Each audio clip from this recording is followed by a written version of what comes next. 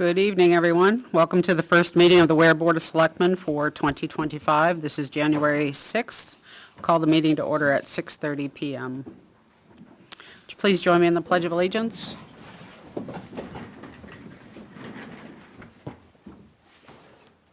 I pledge allegiance to the flag of the United States of America and to the republic for which it stands, one nation, under God, indivisible, with liberty and justice for all.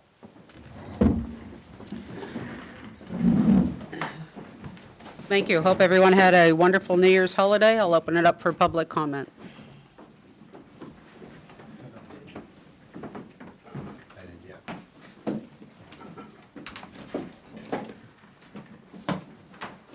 Anyone? Not going to force you. I didn't hear you. That's okay. Richard Buck, did you approve at the last meeting money for turnout gear from the year-end surplus? For what? For the fire department turnout gear? I think it was $54,000 approximately. We did. You did approve it? Yeah. There's a line in the budget which is increased by $15,000 this year for a total of $25,000. And while the title of that line is not totally descriptive, it sounds like turnout gear. I wonder if the board would ask to see if that line in the budget for $25,000 is the same as the turnout gear that was requested.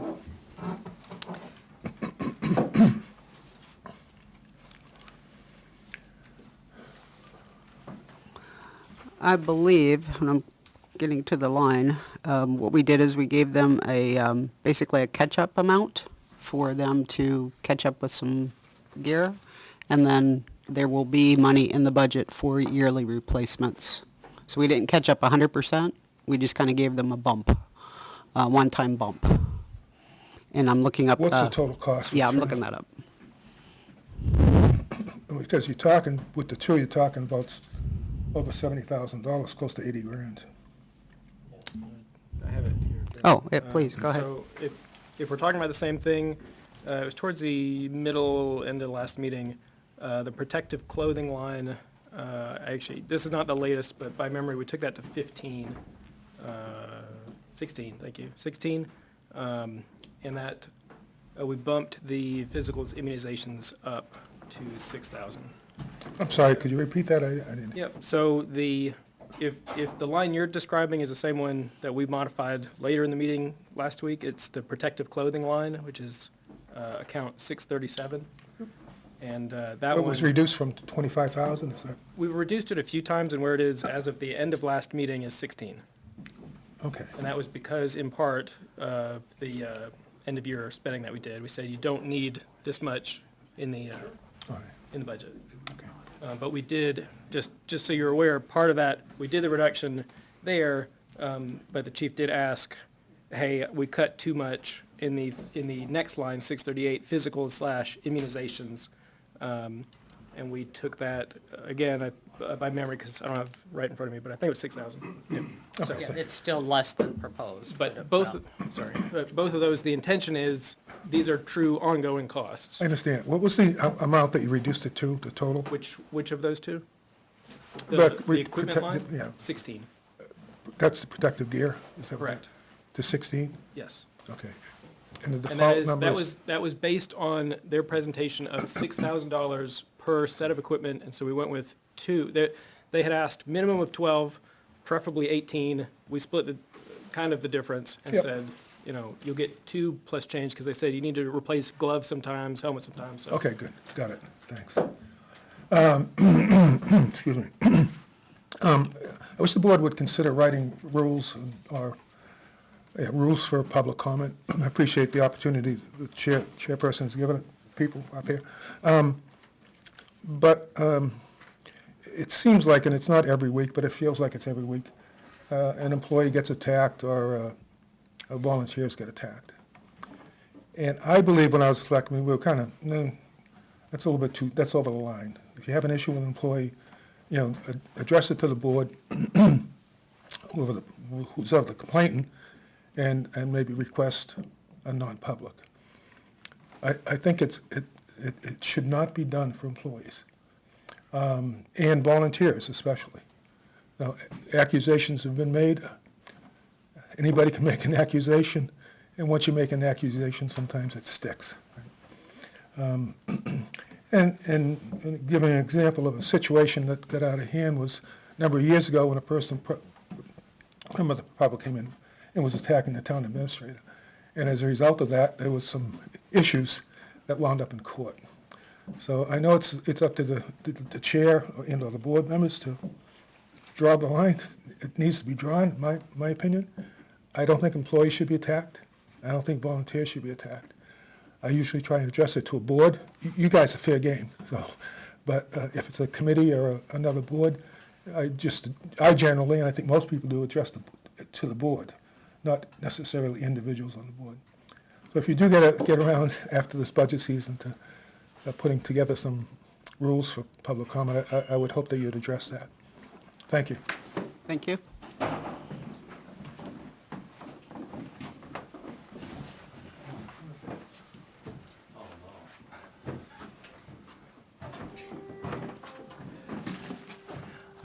Frank Campana. Fire chief's time was perfect. I was not going to address this as public comment because I wanted to wait for him to be here so he would hear me firsthand in a sense. Again, I don't want to blindside him, and I'm not being critical of him, okay? But I am wondering. At the last meeting, you just spoke in regards to the last person, some numbers in regards to the fire department and the turnout gear. My number from that night, I didn't get a current sheet for tonight, unfortunately, but I made a note. I think you gave the fire department $54,000 for turnout gear for 12 sets. I think that was the number. Okay. Correct.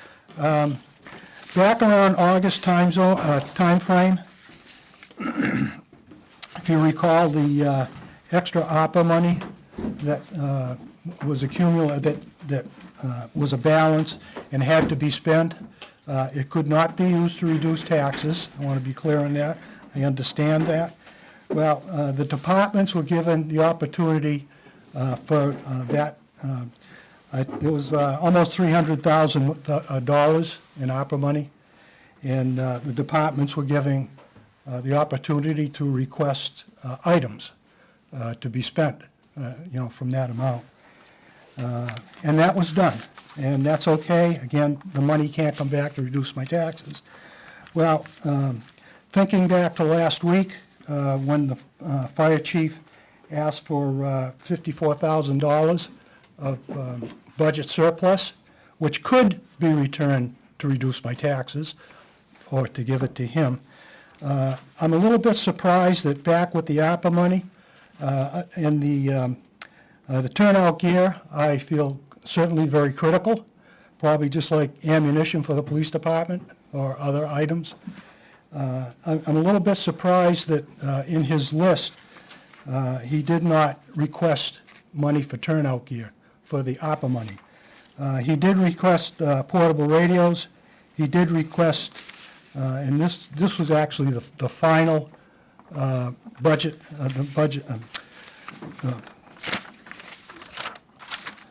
the final spending of the ARPA money. And this was on November 25th. So he had right from the get-go, he asked for mobile radios and and portable radios and mobile radios. And the final result was only the portable radios for $57,000 were approved for the ARPA money. So I'm wondering why there were only two forms of radios, and the critical turnout gear, which certainly he presented that last week in defense of budget surplus. I'm wondering why maybe not the police chief, but somebody within the fire department didn't, bring up that, hey, we could use some turnout gear using ARPA money, which again cannot be used to reduce my taxes. But budget surplus can be used to reduce my taxes. So I think there was a little bit of a failure on that part, and now it's gonna cost me, of course, you know, the selectmen have the authority to use it to reduce my taxes or not, that's always understood, but now that money is gone, and that opportunity of that money to help reduce my taxes is gone. And that's all I have. Thank you. Thanks a lot. Appreciate it. Anyone else for a public comment? Okay. Department head committee items? Oh, I'm sorry. I was making sure everybody else was good. Thank you. Appreciate you calling my attention. Adam Baker, I am the transport manager for Sizemore Motors. We do all of the contracted work for the transfer station. Wanted to kind of just make it knowledge to you guys that we've had multiple issues since I've taken over the management position. I could talk up here for an hour on the multiple things that we face with the management at the transfer station. I won't bore you with that all night, but something definitely needs to happen with the scheduling and lack of communication that we get. I try to go above and beyond to uphold our end of that contract. We are obligated to haul a load within 72 hours of notification, and it seems like every time I'm finally notified, it's too late, and it becomes my problem to go out of my way to change my schedule to bail the transfer station out.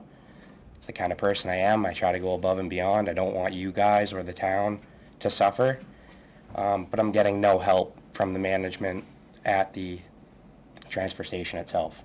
Okay. Have you talked to Jay? Multiple times. Okay. He's aware of every problem, every issue.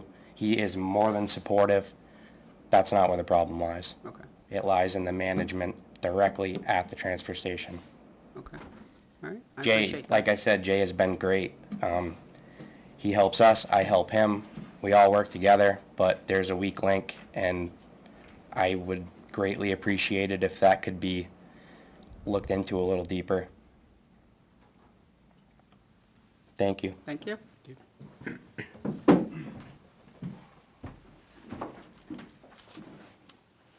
Okay. Anyone else? We'll move on to department head and committee items. There wasn't anything specifically on the agenda. Does anybody in the department head have anything? Anybody have a committee item?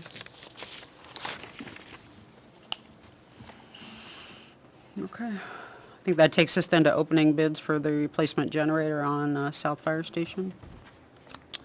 So I have, on top of the packet is the actual bid that we put out. Underneath it, if you want to consider it, is the one that we were given as the estimate from the electrician. I will throw it in here. You received 1, 2, 3 by email and 1, 2, 3 by drop-offs. Okay. So you can have those. And they were due today by 5 o'clock.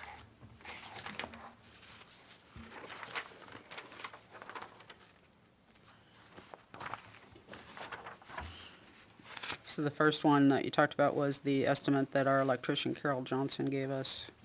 And it went at $12,000.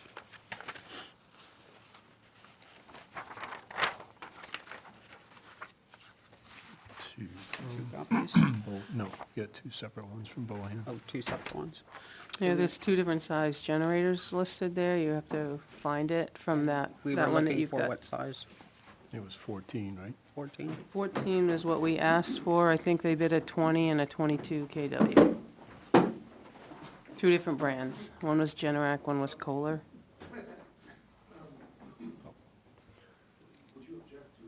But that was bigger than what we needed.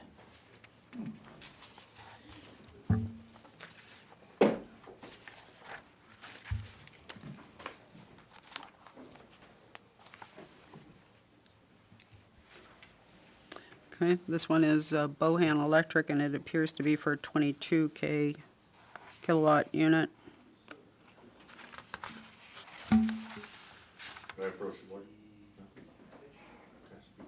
Sure.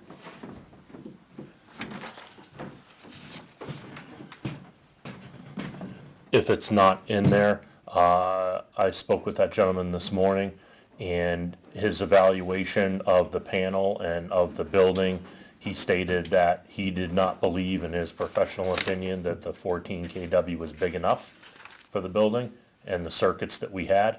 And he said that he would write out the bid to what he thought that the size of the generator should be, because he didn't want anything undersized in the building. So Okay, that's that reason. I appreciate you clarifying that.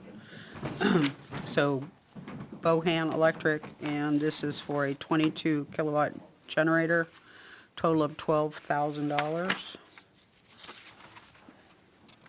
And Bohan Electric, this is for a 20 kilowatt generator, $14,400.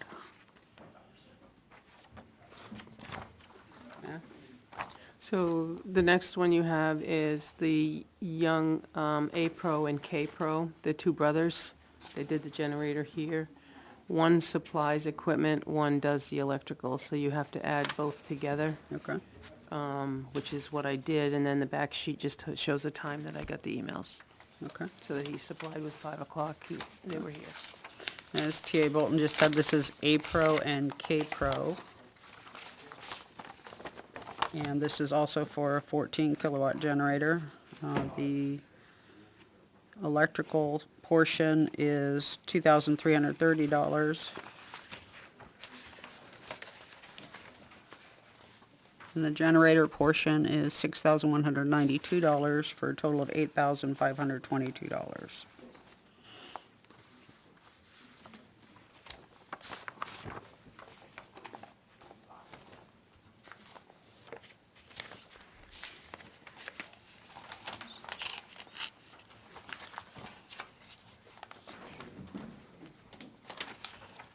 This is from Oak Ridge Electrical for a 14 kilowatt generator.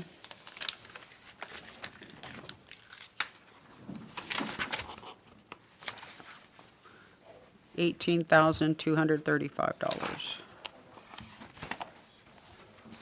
And specifications are the additional attachment.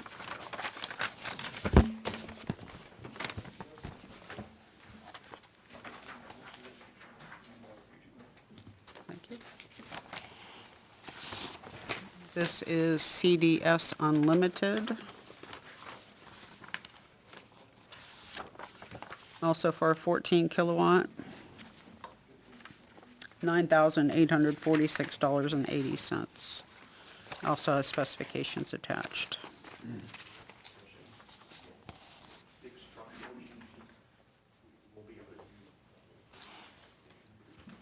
And I think this was the last one, Sherborne, Scherbon.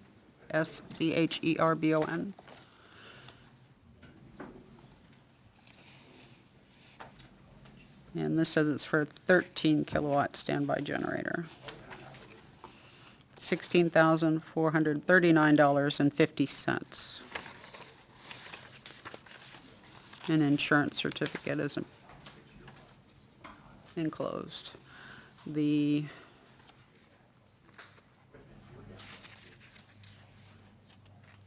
There's also a note in here that they did visit with Chief Mark Warwick on January 2nd, and that they said that the acceptable size would be the 13 kilowatt. That is correct. Okay, all right. If you're done with any of those, you can pass them back this way for Selectmen now.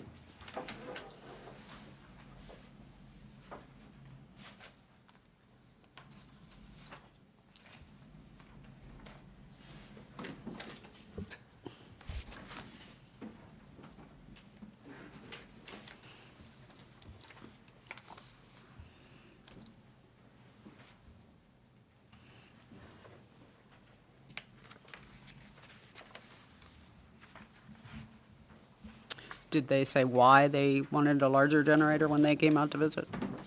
Is everybody else are they the only ones who visited? Are those two? Yeah, I had 3 people actually come to the site to take a look at everything. The person who spec'd out and I don't remember the company names, but the person who spec'd out the 13,000 kW generator stated that he did not use, he only uses Kohler and Briggs and Stratton, and they don't offer a 14 kW, they offer a 13, or they go up to like a 16, 18, they go well above that.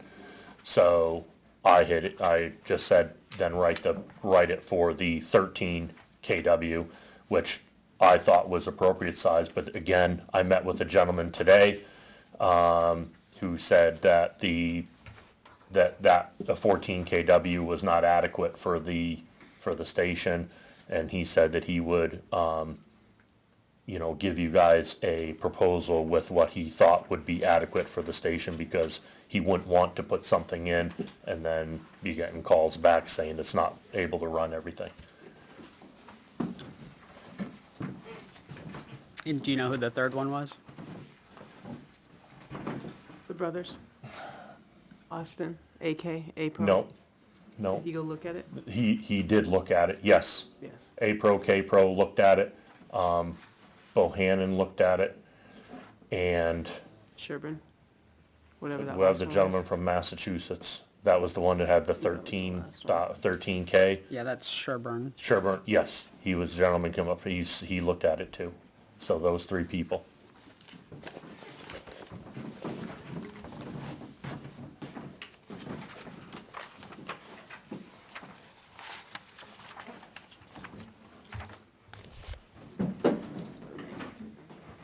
Oh, thank you.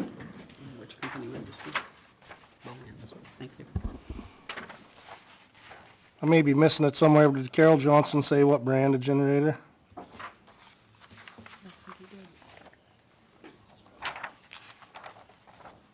Carol didn't ask, Sorry, what was that? Carol didn't talk about the name of, like, Generac. The brand. Kohler. Generac. Generac.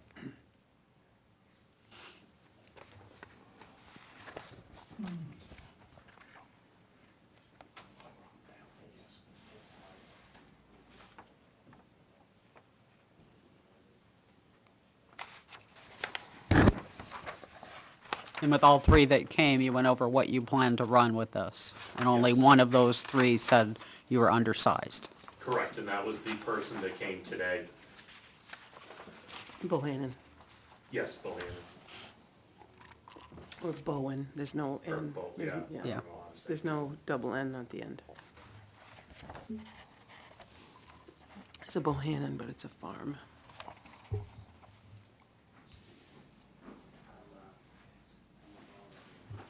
Get them all written down. If you can read Yeah, that. no, I wasn't able to write them down and read at the same time. And what size did CDS? I believe it was a 14 as well. You can check. me Yeah, on it that. says right in the middle, yeah, Okay. my bad, yep.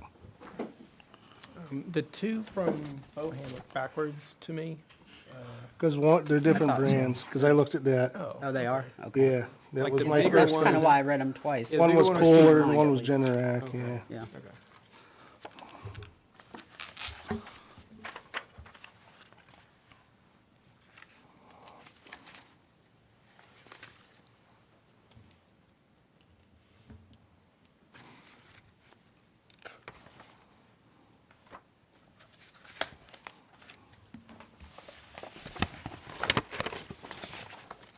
Does anyone need more time to review these offline?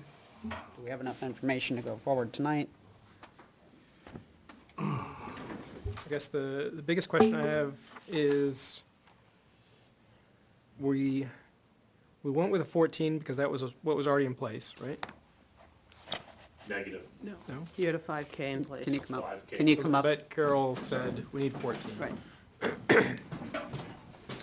Okay, I recently found out, through some people that that generator was donated to us from New Boston Fire Department when they got rid of it and upgraded their generator about 15 years ago.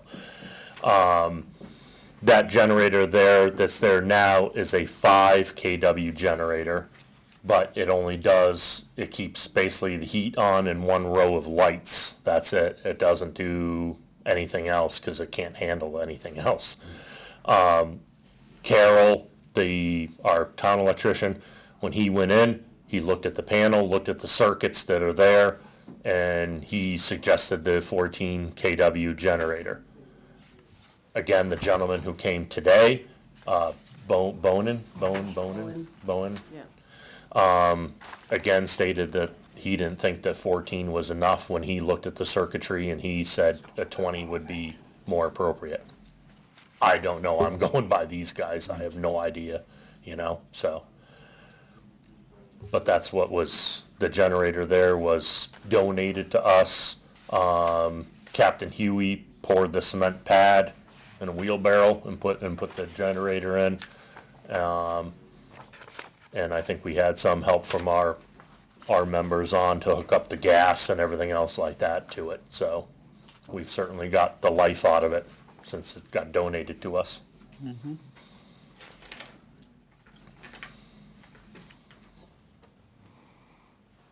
So I guess that's my question is, what, you said like the 5K, we could do some lights and whatnot. So what are we actually looking for? Do we want it to do the entire building? The entire building needs to get done, yeah. If we're gonna put in a generator, the entire building needs to get done. We have people that are there.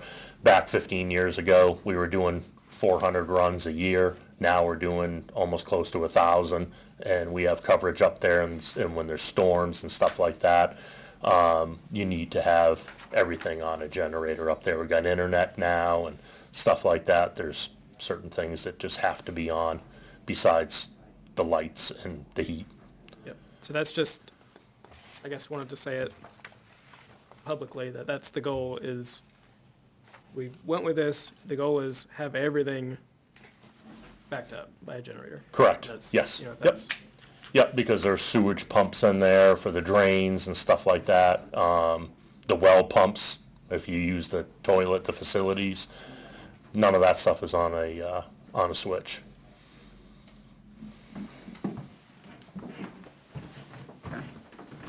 So that means 4 people looked at it, and only one of those 4 said 14K wouldn't be good enough. Jay, not to put you on the spot, and I should know as good as you or better, but you know what the highway garage is for wattage, KW? I don't think it's more than 20, I guess is my point, and that runs everything.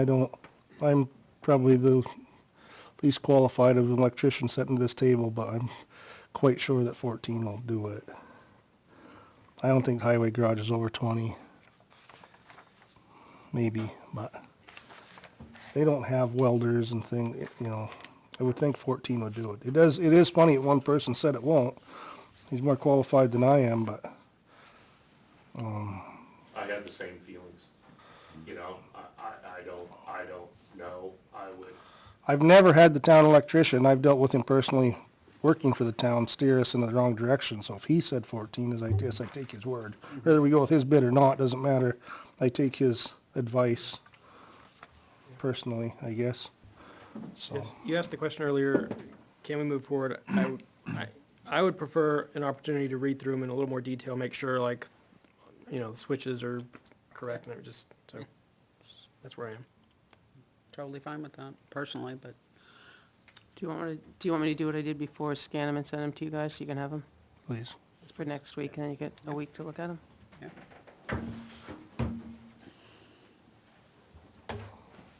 Then I'll just need them back when you're done. Everybody good? Yep.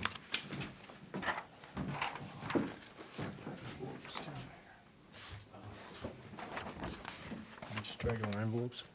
I got 2 envelopes, here's a third one, Okay. yeah. All right. Second one, too. Anything else on that before we move on? Okay. Well, I just think, and I don't care how we do it moving forward, but the chief's probably new at it, but doing bids, anytime we've done them before, we kind of had an opening date with the department head and/or either town administrator or finance administrator, whoever's available, and kind of put it all on paper for us so we could see the dollar amount, the warranties, who it's from, because I don't feel comfortable making a decision tonight either, because I got to process it all, but I feel like it was all put on. That's why I looked This at is his the dollar, sheet. and it was on a sheet, and we had a recommendation from, or not, but from the chief, and I think we could make a decision that way, next time, but if it was, we have $2,000 and $12,000 and a Generac and a Kohler, and we gotta decipher all that, but next time if maybe it's put before the meeting when they can come hand us a paper, along with the bids, we can read them ourselves, but at least we can see. I personally have no issue with that. Because Carol Johnson doesn't show a warranty either, so you might wanna reach out, unless I missed, I looked at it quickly, but if there's a warranty to go with his, maybe we can find out what that is. 'Cause everybody else has a warranty, I'm sure his does.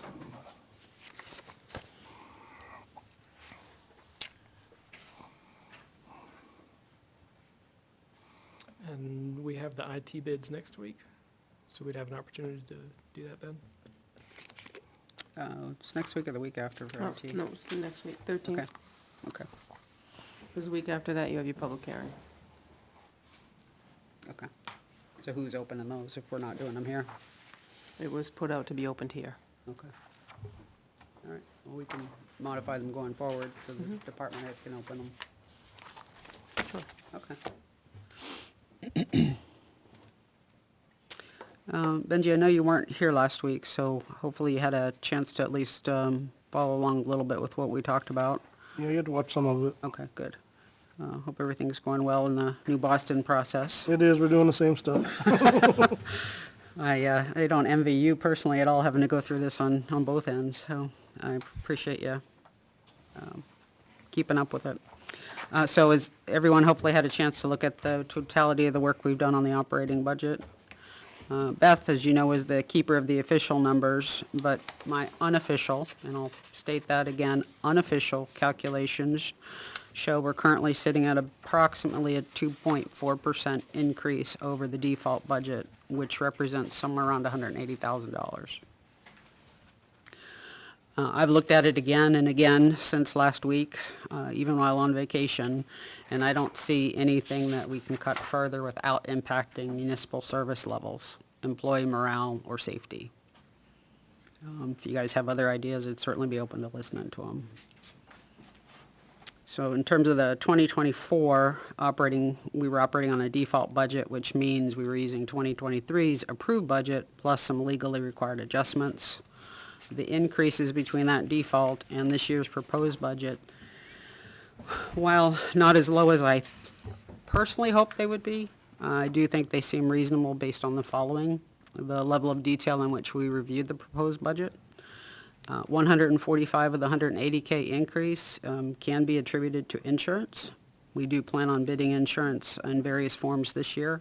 However, insurance as a whole seems to have increased in all facets across the United States. I know personally my insurance has gone up for everything that I have insurance on. I believe I'm not alone there. Cumulative inflation for that period for 2 years was 5%, 2.6 in 2023 and 2.4 in 2024. So the proposed budget increase is approximately half that rate, given that it covers 2 years. If you want to argue that 2023 is not applicable, even though I personally think it might be, we're still looking at 2.4 for 2024, which is exactly where we are. No services, as far as I'm concerned, are being negatively impacted by the budget, and no reduction in personnel are being proposed.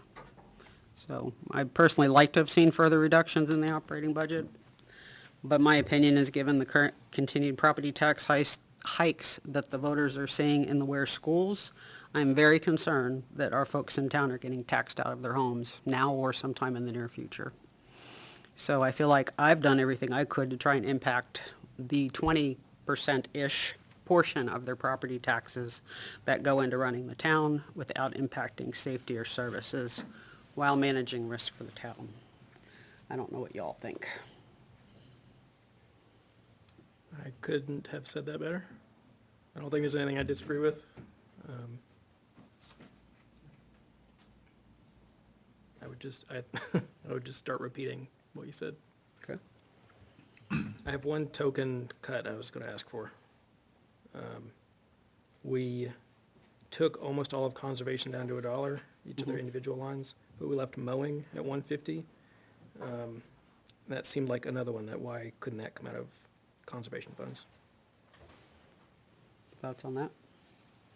I think we left the conservation, whatever they had spent last year, we made their budget for going forward. Right, the lines that they hadn't spent on, we took those down.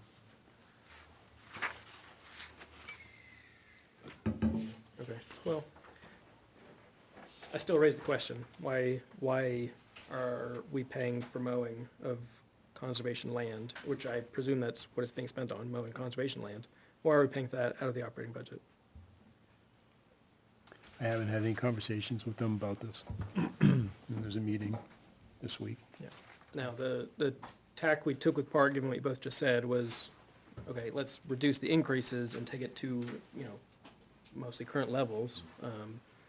So, okay, I think that's just worth earmarking for next year and have a discussion about it. We still have an opportunity if Dave wants to bring it up with them on Yeah. this week. Yeah, and no, that's true. You can always That's bring true. that back. It's Yeah, not that'd be great. anything we can't further change, but as far as, you know, dissecting the thing, I think we're done. Great. Okay. Anyone else? Okay to move on? Yes, I should have prepped a tiny bit better. We got an email from Chief Moore that mentioned a line that could be reduced after this year. Yes, that would be for So I 2026. had an outstanding question of how are we going to keep track of that? We'll just have to keep good notes. Okay, I didn't know if that should be like a one-time line. No, because if the warrant article doesn't pass, he's still gonna need that money. Okay, okay, So I would say, no, not move it to a okay, one-time. great. And I trust the chief to come back and say, I told you guys I was giving that money back to you, so here it is. Yep. So, okay. I think we could also discuss a commitment that when we put insurance out to bid, if it comes back lower, then we should commit to giving at least that chunk back to the taxpayers at the end of next year, since presumably the majority of this board will still be here a year from now. I like it.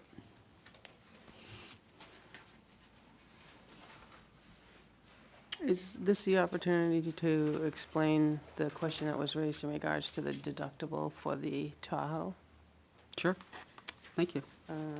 So Chief Moore and I, as you know, had been back and forth on the discussion with regards to that. Chief and I went back and forth with the Primex, and it says the deductible applies regardless of who is at fault. However, once we have the police report hoping the other party is insured, we'll have a subrogation claim against the other insurance company. If and when we get reimbursed by them for the cost of the claim, we will send the town back the $1,000 deductible. That's If my at experience fault on what party- normally happens. If at fault party is uninsured, we will have legal counsel pursue a claim against the driver. Just exactly how you said, but we have it in writing from Primex, that's how it Wonderful. works. Thank you for following up on that.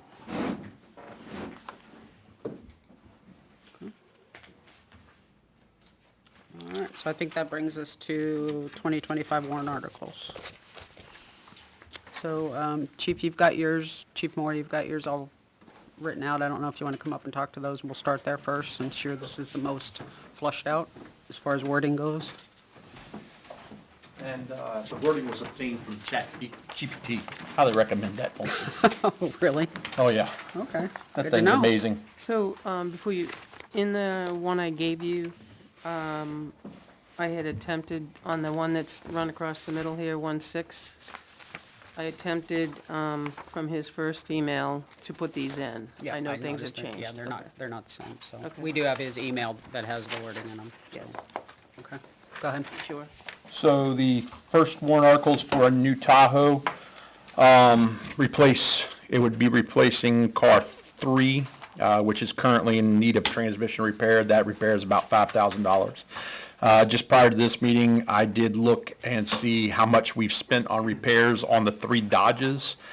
We are averaging last year, 2024, $8,315.05 per Dodge. My budget's $10,000. We did, of course, offset some of that by using detail funds and dam funds to repair 2 of them's transmissions. I do have a list of what was repaired on each one if everybody's really wondering, but it's critical that we replace 1 vehicle a year.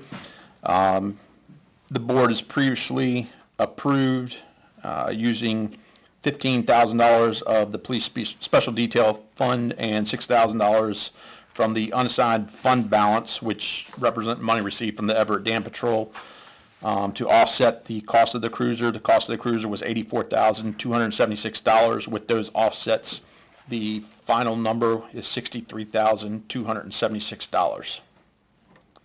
Okay. And if this is approved, how many chargers will be left? Two. We pulled, when we got the last one, the totaled one, we pulled money, I thought we pulled it out of the money we were gonna put towards the warrant. We did, So is that accounted for here? yes. That was taken out, we would have had more to offset. That was the money we received from sending 2 vehicles to White Mountain, or White Farm. Yeah, okay. I do a lot of I was puzzles. thinking I was thinking it was the dam patrol one, but yeah, okay. Okay. And what he's done is at the bottom, if we chose to use any additional monies from our quote-unquote surplus, how much of a reduction in the tax impact?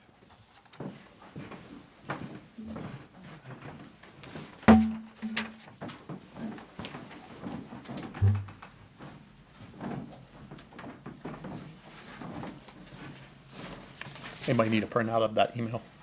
If you have some, I do. thank you. Sure.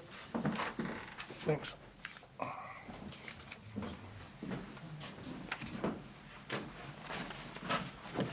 So do you guys want to talk about the potential to offset any further, or you want to move on? My preference is to go through them all without Okay. moving any of the dollar amounts, and then Alright. see if we want to. Okay. Carport? Carport, so, as was pointed out earlier today, thank you, Selectman Matthews, I do have currently in my budget the money which would be reduced should this project go forward. It's a 5-bay carport. One of the bays is fully enclosed where we can store bulk items. Currently, we're budgeted $2,500 a year. That money can go from this year's budget to offset this article.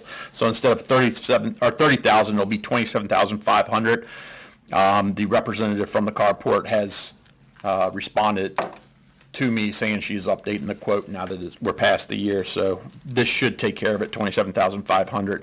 And then if this warrant article is approved, it would permanently reduce that line of my budget by $2,500. Okay. Potential tax impact from this is 2 cents. Okay. So just to clarify, the purchase price is 27.5 or 30,000? 30,000. Okay. So might want to make sure that we stating that properly. You know, because in the cruiser, we say we're buying a cruiser for 84, but it's really only going to cost us 64. So make sure we have this properly, Yeah, we're not raising money for it, though. I've already got some. right, but we have to to account for the gross whole appropriate. purchase, Okay, whole purchase price. back to ChatGPT. Yeah, so we're spending 30, but 2,500 of that's coming out of your current operating line. Correct. Yeah. Is the proposal. So it stays at 30. I believe so.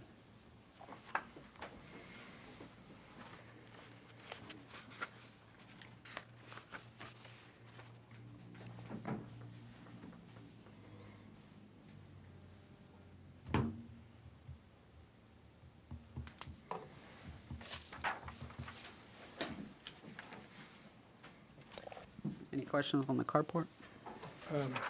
If we reduce that line by 2,500, that leaves 1,350 in there. What does that spend on?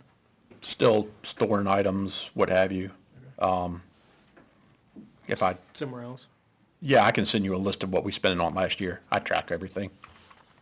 Plus, I think if it gets approved, you're gonna have to pay a few, there's just an overlap because of April to, so there'd be some cost. I don't know about 1,300, but.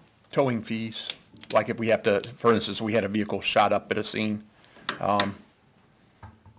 Feds are involved in it, but we had to tow that car from the scene to a storage facility, and then the feds took care of towing it out of where we had it to where they're keeping it currently. Did they reimburse us? Can we get it reimbursed? That would be after the criminal process. That would be, yeah.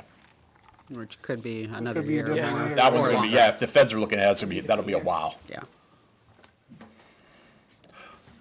yeah. Any other questions on the carport?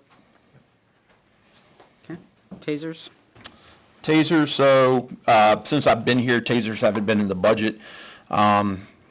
Our current supply of tasers is becoming obsolete in 2028, so we have to move to a new taser. We used to have a taser issue, well, we currently have a taser issued to every officer. Because tasers revamped their product, of course, the price went up, so instead we're gonna have a pool of tasers for officers to draw taser from when they're working. So what we're gonna do is, they don't also sell individual items now they're packages. This is to purchase 2 Taser 10 certification packages annually, plus 1 taser package, so we'd only get 2 actual tasers, but we get cartridges for 3 people. Is essentially how it works, and we'd have to do that every year to maintain an inventory of 15 certifications, not tasers. We'd only have 10 tasers, but 15 people certified in tasers. But we need to start that. We don't necessarily have to start that this year, but we absolutely have to start that next year. If this didn't pass this year, what that would result in is myself, the captain, and Sergeant Montplaisir not being issued a taser in 2028. If it does pass this year, then everyone would be prepared to use the new taser come 2028, is where we're at with that.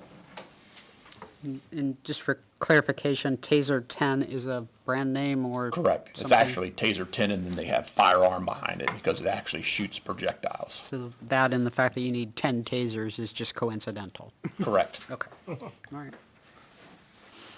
Potential tax impact is 1 cent. And of course, I do have it written up. Should it pass, it goes into the annual operating budget because it will be a reoccurring cost annually. Questions? Okay. Body worn cameras? Body worn cameras. So, based on your previous comment about the carport, I'm gonna have to get the total number. The total number, this is, actually I have it. Let me pull it up real quick. There we go.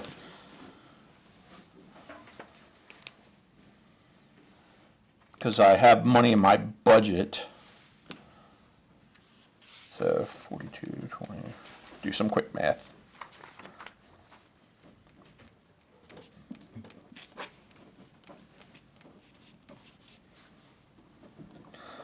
The total project is $8,410.74 annually. I currently have $2,486 in my budget, which is why it's a little different. But essentially, this is for, again, projecting for 15 officers. Each officer will need their own body-worn camera. 1 docking bay, 3 body-worn cameras, plus licensing and media storage for the 15 tasers. We would buy 3 tasers, 1 docking bay annually, but we'd have to... Cameras or tasers? Sorry, cameras. Thank you. We keep 4 pro licenses. Those are the ones who can pull video from Axon.com, make discs to send off for evidence, and everybody else has a basic license where they can just view it. So potential tax impact on that is 0.5 cent. And again, if approved, I have it written up where that would go in the annual budget as a reoccurring cost. Okay. I guess just working off of the draft version, body worn should be WORN. Yeah. Okay. What line are you on? No, we got it handled. Oh, okay, thanks. We did warn as WARN, Gotcha. like we're warning you, not WORN. Okay. Good with that one? Yes. All right, next one, where police department capabilities, this is for detective. As I mentioned, matter of fact, we are currently working on a search warrant for a case against a juvenile victim. We'll be executing here soon. But this is for a detective who will focus on crimes against juveniles. It's to establish the ancillary position of a detective, to fund the position through taxation. This is for salary and benefits. and to permanently add the associated costs for the initiative to the operation budget, or to the police department's operating budget in future years. And again, this is to provide an expert resource in investigations focused primarily on crimes against juvenile victims. And I'm sure you all recall the letter of support we got from the director of the crime association that monitors this. And the name of it's slipping my head. I got Hillsborough in my head. Okay, What is it? okay. No, it's not ICAC. That's who investigates it. Oh. But crimes against children, Hillsborough County Crimes Against Children. But I got it back here. But it's You provided us a copy of that. yeah. As far as where's crimes, we're unfortunately leading the pack as far as the perpetrators and the sentencing of those perpetrators once they're caught. So this would be a great benefit to the community. Potential tax impact is 0.5 cent. I have a question. Is this gonna be part of the union? It's already in the CBA. Detective's already in the Yeah, CBA. but we don't have that in the wage scale, right? No, because it's just, so this is just going to be supplemental pay, just like a prosecutor. Oh, okay. So, I gotcha. So it's gonna be a, I know what you're talking about. Yep. Well, at this point, you believe it would primarily be driven investigating juvenile crimes against juveniles, rather. Correct. Luckily, we don't have homicides and robberies and all that other. Right. I was gonna say, but should we be unfortunate enough to have something more serious than that, this person would be capable and available to do that kind of work and assist others Absolutely. in that kind of work. Just like everything is building blocks, you start with a basic investigations course, then we focus on juvenile crimes against juveniles. And as that person grew with their career, they go to more advanced training. As we have a good training budget, so we send people to as much training as we can to expand their knowledge, capabilities, and skills. So for the person that takes this role, what happens to the work that they're already doing? Still got to do it. So this is a supplementary position. They're still a patrol officer first, and then they're doing this extra duty, which is why the little bit of compensation to give it to them to do that extra work.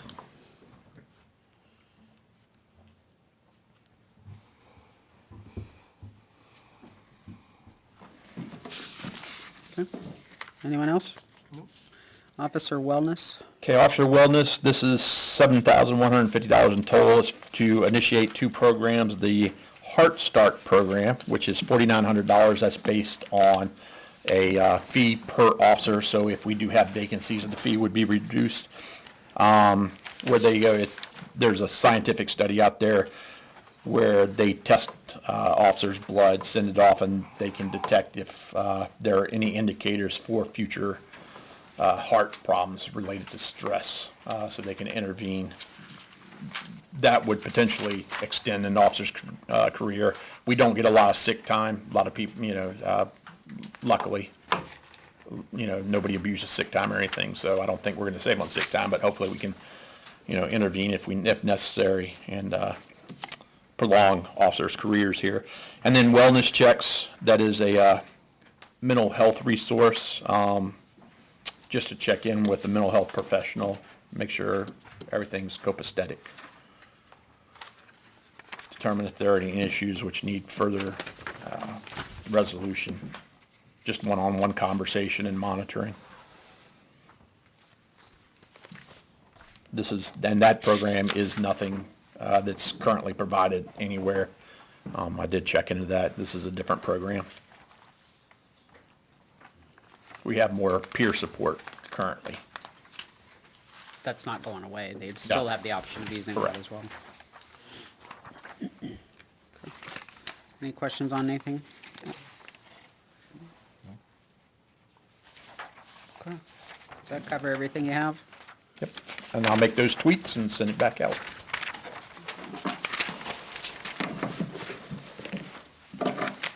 Thank you very much. Thank you. Mr. Fisk?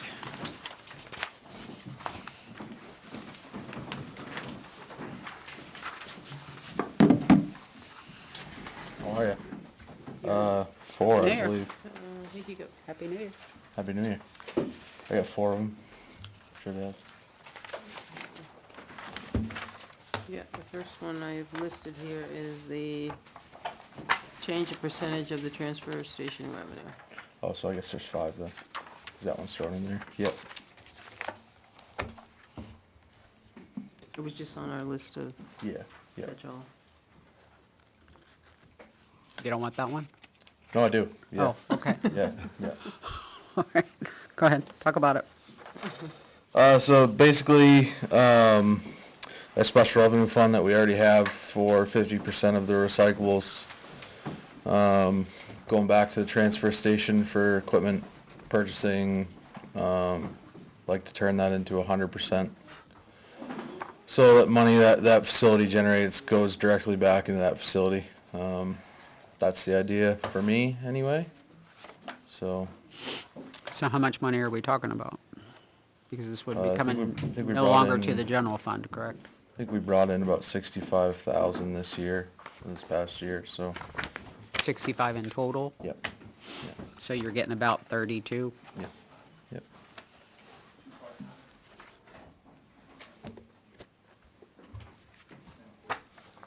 So the tax impact would be the other that you're gonna be losing, yeah.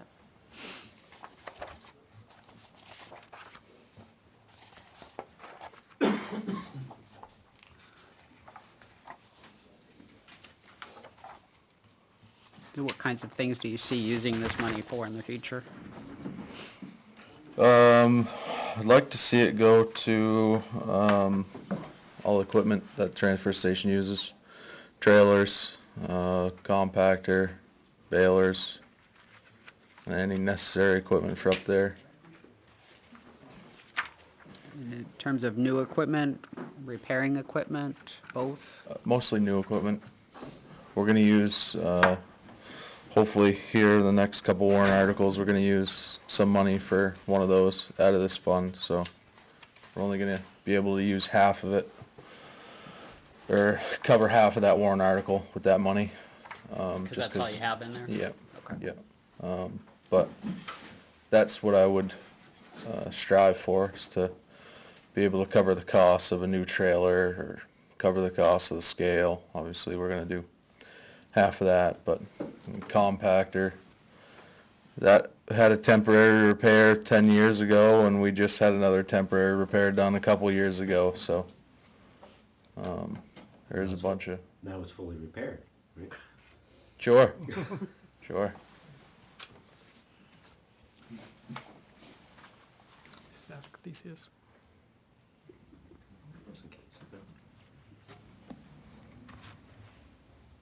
Good, any questions? No, not this time. I think 10-wheel dump truck's next. Yeah, gonna replace a 6-wheeler, more than likely it'll be T8. Going with basically the same kind of trucks we have been getting. What the DPW wants for our fleet, they've been working out great for us. Improve our efficiency when it comes to sanding. There is a whole lot less wear and tear on a 10-wheeler versus a 6-wheeler with the amount of weight we put in it. It's much easier on equipment. We'll reduce our equipment maintenance eventually here. Once we get on a steady rotation, I'd like to get at least 1 truck a year to keep us where we need to be, but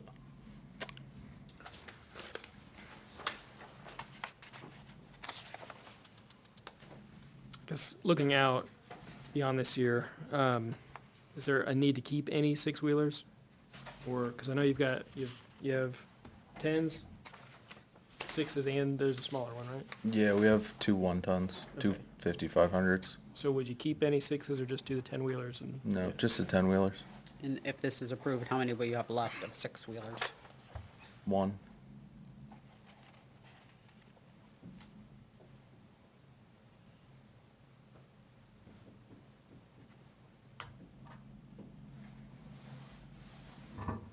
And this is enough?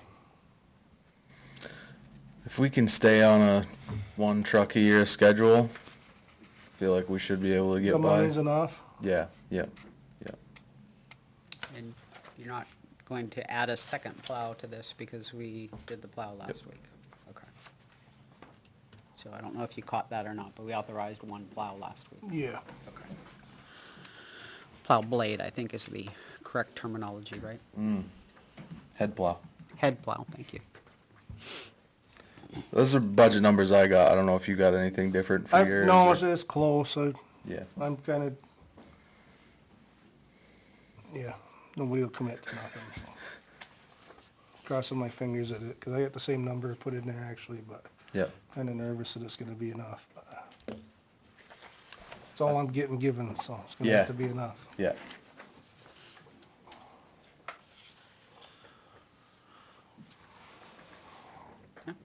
Anything else on plow, or excuse me, dump truck? Okay, road reconstruction? Yeah, same warrant article that everybody sees every year.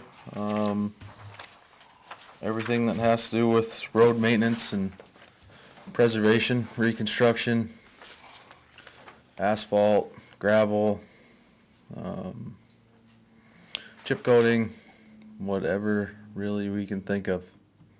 You did, we bumped it to 650. We did bump this it to 650 year. It was this year, yeah. 600 last year, 650 this year. Last year you asked for 650, but they did No. 600, right? No, we asked for. 640? We asked for 600. I think you asked for 600. Okay. You asked for 600 and library asked for 40 on your behalf. That's how I Oh, got to sure. 640. Yeah. Okay. Yeah, yeah, because they want the parking lot done, but, Right, yeah. which we haven't done, correct? No.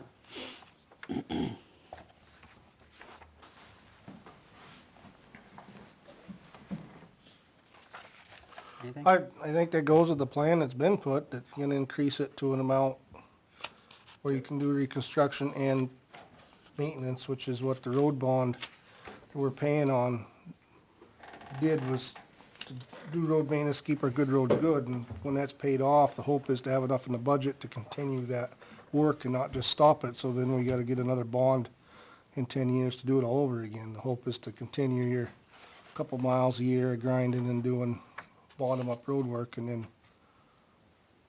do chip coating and crack sealing, and that's Yeah, the plan, that- continuing on, that's the reason for increasing it, is so we don't have to do the bond again. The bond kinda caught us up a little bit, A lot, right? a lot, a lot. We did very good with it, but then by the time it's paid off, the idea was to be, back then, the magic number was around 750, we'll see what, Yeah. inflation kicked us in the teeth a couple of years ago, it seemed to have died back down a little bit, which is good.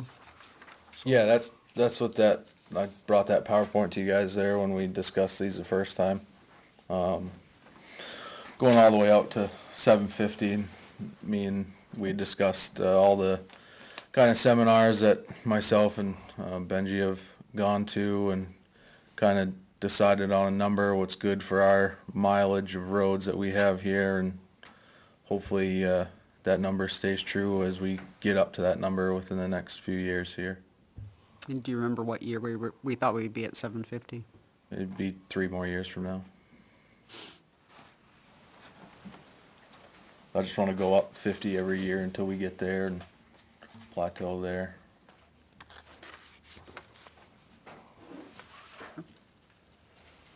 Any question on roads? And if it wasn't mentioned, the highway block grant anticipated amount will offset. It's anticipated we get around 284, that'll offset Yep. at 650. And that 284 is not directly tied to whether we ask for 600 or 650, correct? No, It is based on number of miles. based on number of and people and number of population. miles, yeah. Okay. All right.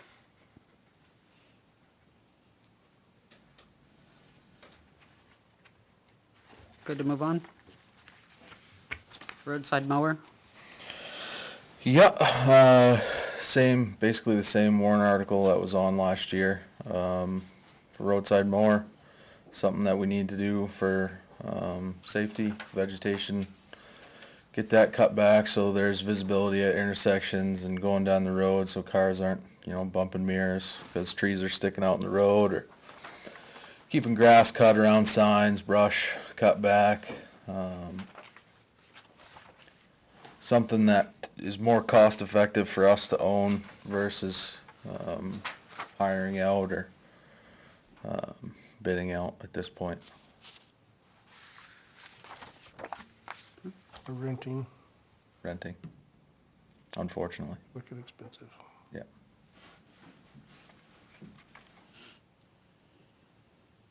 Any questions on that one? This was also, would, if this passed, it would take a line, take money off the budget as well for next year. I think we said no, it wouldn't, but correct me, please. I think we were gonna reduce it a little bit if we got a mower next year. I would said line 454 would reduce by 10,000. What's the budget now, 12? 12, yeah. Yeah.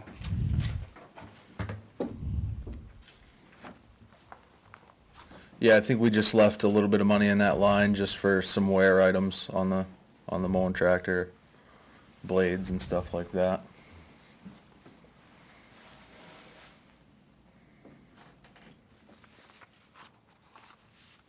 Yeah, I think we did say $10,000, you're correct, thank you. So I think we were saying take 10,000 out of the operating budget. If it passes. If it passes. Yeah, we'll have to add that to it. But that'd be taken out the following year, right? Couldn't be taken all out the same year, could it? The same year, similar to what we just talked about with the police Yeah, you could- carport. You could say if this passes, the operating budget would reduce by $10,000 Okay. for the mower. Yep.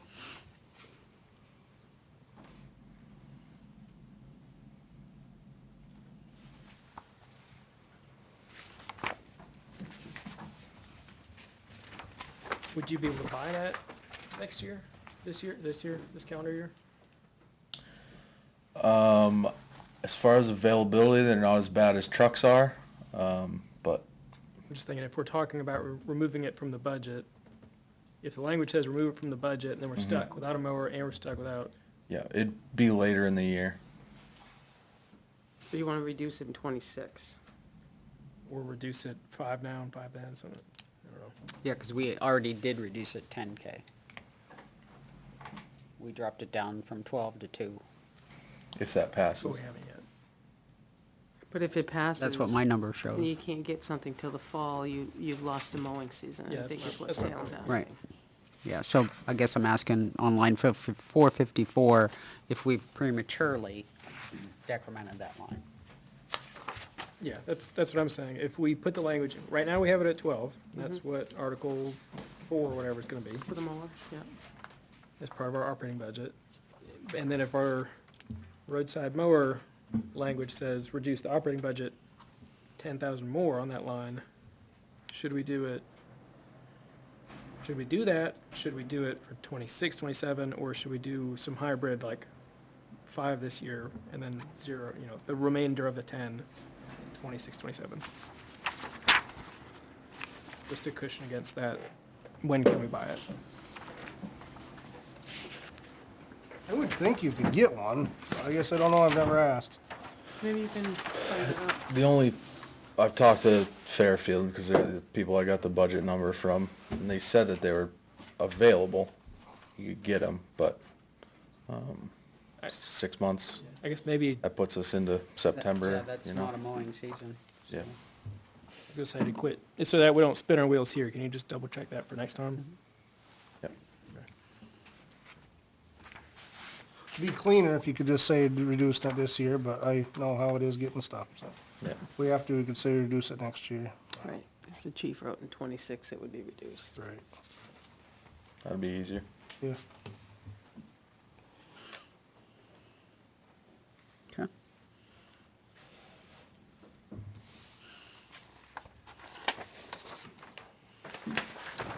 Scales is the last one. I know the words are on the bottom of the page. So I know it's on here. There it is. Top of page 6.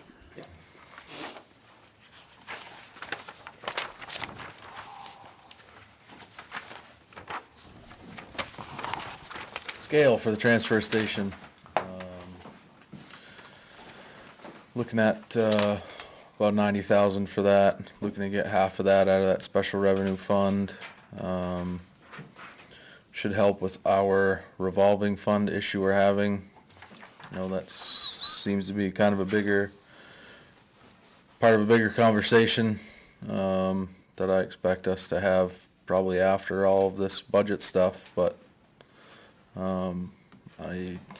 even if we go towards a new facility here soon, scale is something that we should have anyway. Really, the way we're doing it's not working right now. This would greatly reduce the revolving fund balance issue. Did you get any feedback from surrounding towns? I can tell you New Boston loves theirs. They make money with theirs. Hillsborough has theirs. They don't seem to have near as many issues as we're having. And since they installed it, were they having the same issues prior? As far as like the revolving fund? Yeah. Yeah, so obviously that email that you got kind of stated that a lot of towns are in the same boat that we are, and the people that I talked to said the same thing before facility got scales, so.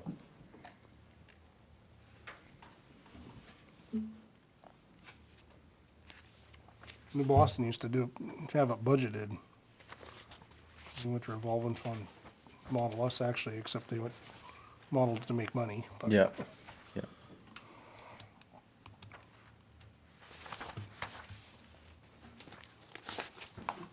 The scale would be a permanent fixture, not movable of any sort. You can move it. Requires pouring a new concrete pad, but you can move it. It's not permanently fixed, I suppose. You'd try to put it somewhere, I was gonna stay put. Yeah, right where the brush pile is now, kind of on the outskirts of that pavement is where I would put it. Kind of brings everybody out of the main flow of traffic, and we wouldn't necessarily have that money doesn't account for a scale house to put up there, but we just have to dig trench and Wired into the building. put lines right into the building, which will be fine for now. I'd like to see us work our way to a new facility, and then we can have that scale for that, and a new scale house if needed, if it's gonna be further away from the building. But that's a bigger conversation. Is the annual maintenance accounted for in the budget line? So there is already scale certification that we do, so we just have to kind of up that line next year.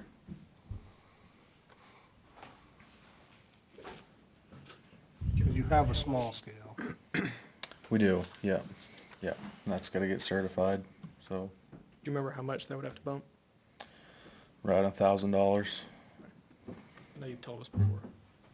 Yeah, I thought it was 1,600 was the inspection, and Yeah,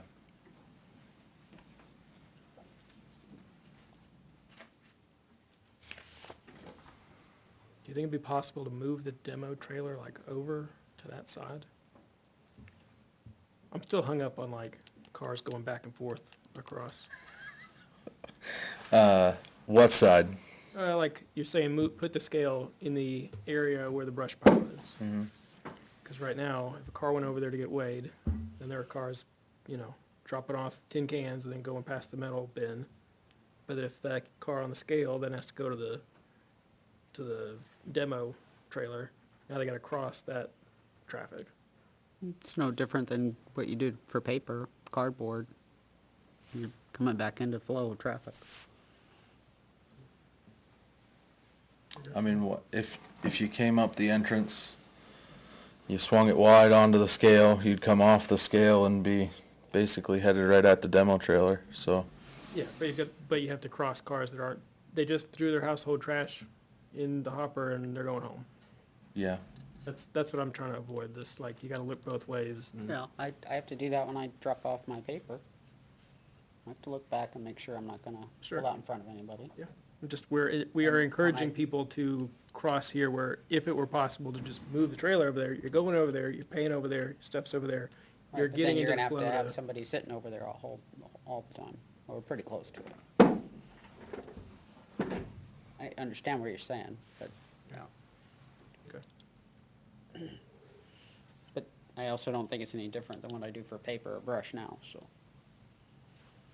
I have to come back into the flow of traffic. Yeah, but I'm talking about crossing the flow of traffic, not coming back into it. No, if I wanted to go from the brush pile to drop off my garbage on the other side, I'm going across traffic. Or Sure. drop off a TV, I'm going across traffic. Demo, going across I traffic. think if you look at new facility, which hopefully we do that here sometime, the traffic pattern was a big thing to consider. I don't know if we make it any better. It's much better than it used to be, but Yeah, one way it's in, worth one way out. considering anyway, you know what I mean? Yeah, I've seen some places where they have one lane and the stuff's on both sides. You basically park your car and you go, you scatter. You scatter that way, and you come back and you leave. Because it used to be the entrance was entrance and exit. Yeah. So, Yeah. and you don't want cars crossing paths, like the entrance crossing, the exit crossing the entrance, you know, so, I think that's what Selectman Bloom's trying to avoid internally, right. yeah. Problem with Because- those open tops, they work, they're the best and easiest, but you gotta have a hole to put them in. That's the thing, it's gotta hold the wall, not that you can't make a new one, but that would be the challenge there, I guess, but. Yeah, I was thinking maybe if we were to move it, we could put it behind the metal can, but that'd be the only spot, but that'd be a lot of work. Put it there.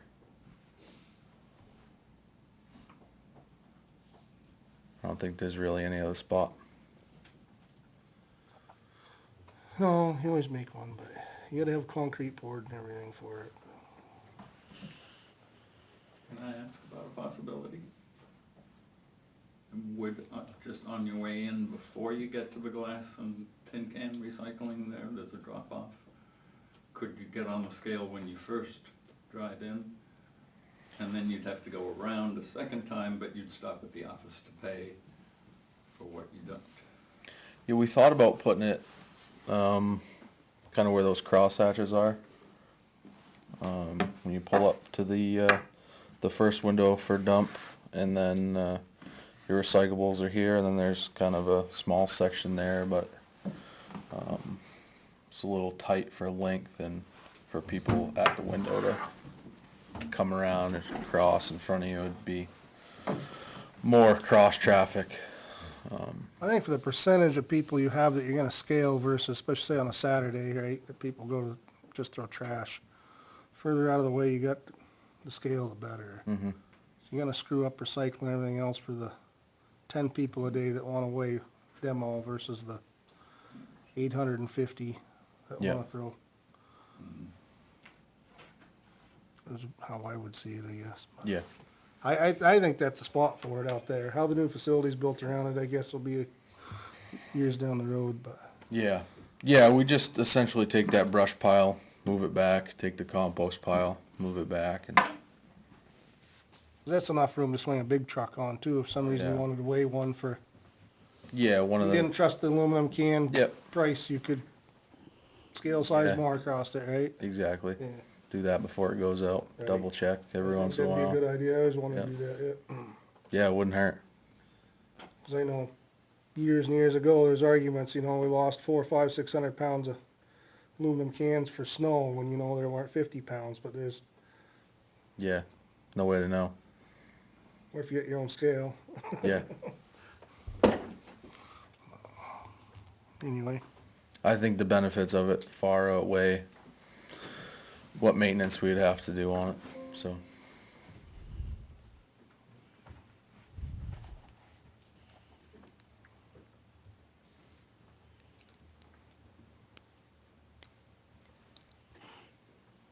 Okay, Could we anticipate taking that 1,600 out of the recyclable special revenue fund, especially if it's bumped to 100%?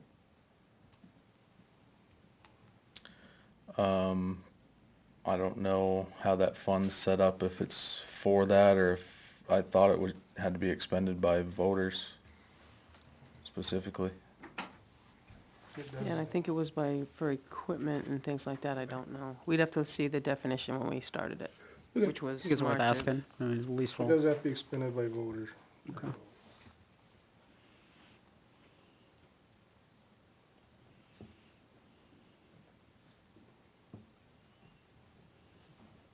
But it's nothing saying that you couldn't work it into the revolving fund after a year when you figure out how it's gonna work.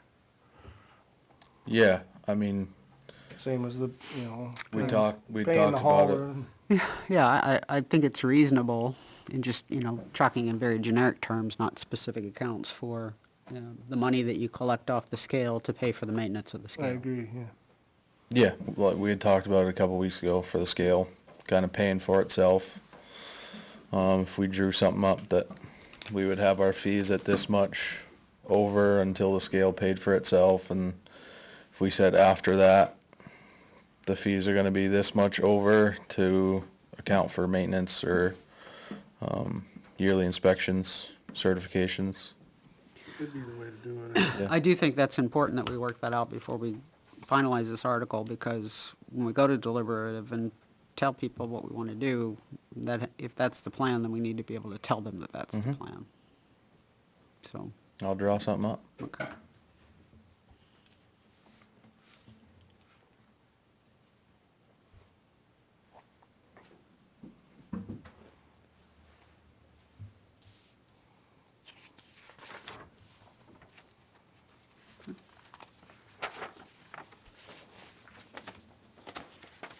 Anything else?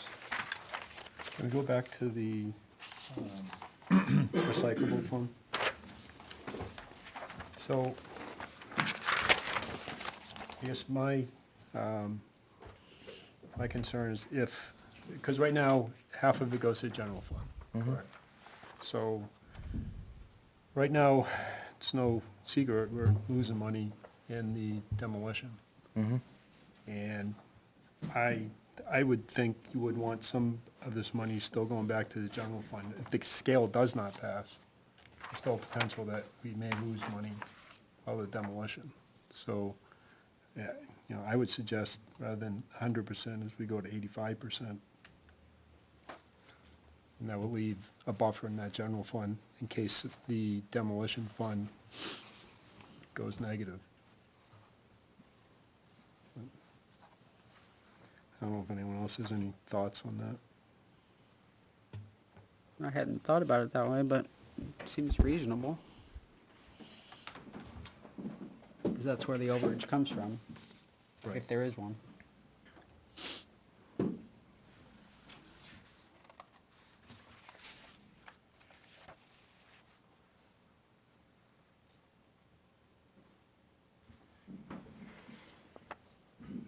And if we do get the scale, next year, yeah, it's go to 100%.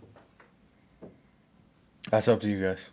That's what you wanna do. Well, I mean, that'd be the progressive plan, in my eyes, anyway.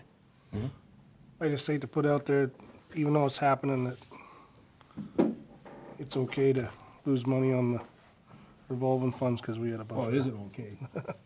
But, I know what's happening, but I'd like to still work towards making that not happen, I guess. yeah, we all do. Right. Jason's been taking steps to do that. But there's still a potential if we don't get the scale. The scale helps mitigate that problem.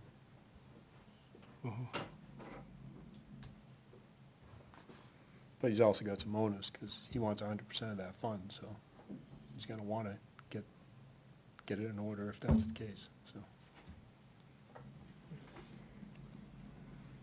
Yes, compelling.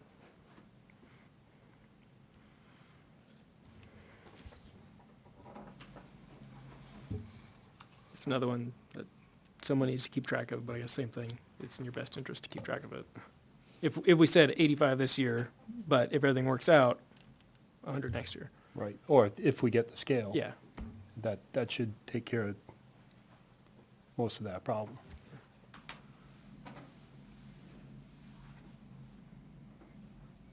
James, you look like you're formulating something. Well, I like having it just pretty straight straight and to the point. It's either one or the other. And we can kind of split the difference there, go to 85%. Like I say, we have to keep track of what's happening later. I mean,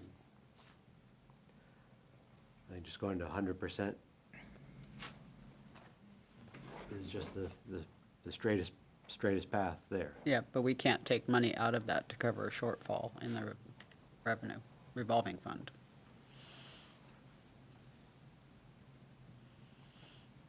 And regardless, like, if we go to 100% and everything works out, we still have to make up 32.5 for the operating budget Right. somewhere. So I think it's just couching against something that we know is a problem. But even if we did stagger it over 2 years, 85, then 100, money's coming in from a scale, all this, we've still taken 32.5 at that point from today to 2 years from now out of the operating budget. Mhm.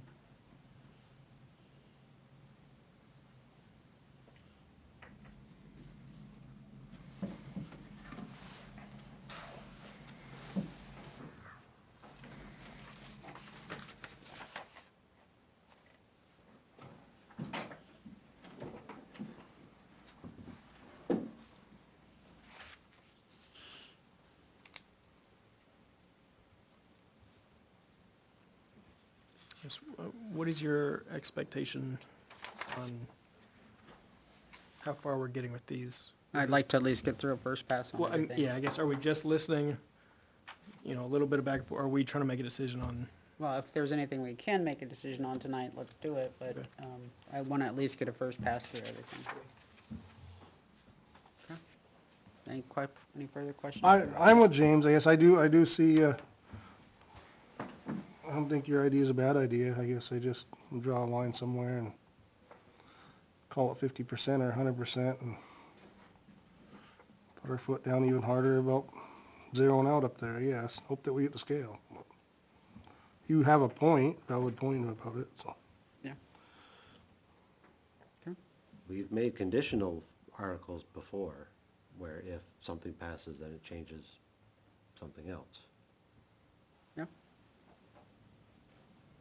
was trying to figure that out a few minutes ago, but it seems confusing if you haven't read them. If you read one and vote immediately, then read the next one, you'd have to have a conditional first that you know to look ahead, and then, Yeah. We can, but keep in mind, these aren't in its permanent spot. You guys can move them however way you want to move them. Right.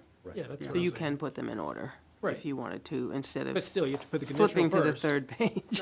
Right, I mean, they could be right next to each other, but you still have to put the conditional first and say, Exactly. hey, before you finish voting on this, make sure you read the next one, make sure you understand the impact. I think at best, you could end up with a tree that's the first one splits 2 ways, and the second one is, you'd end up with three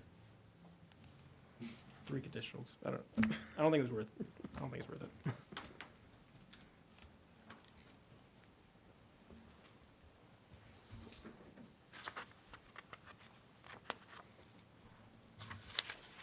Okay. I think that was all for Jason, correct? Do you want me to do any legwork on that to get you any more information, or?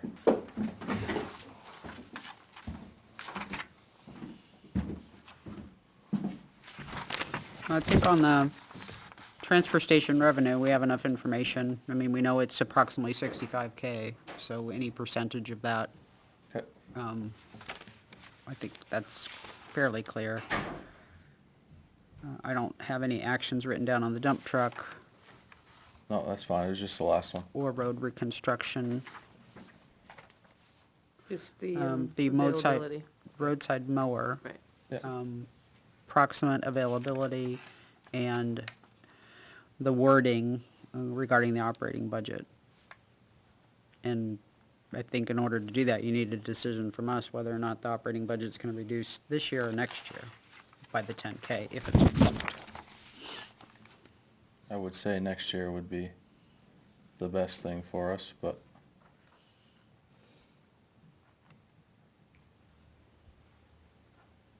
Which would align to what the chief did 26. Okay. And on the scale, look at some kind of chart or something about how to pay back the scale itself through fees.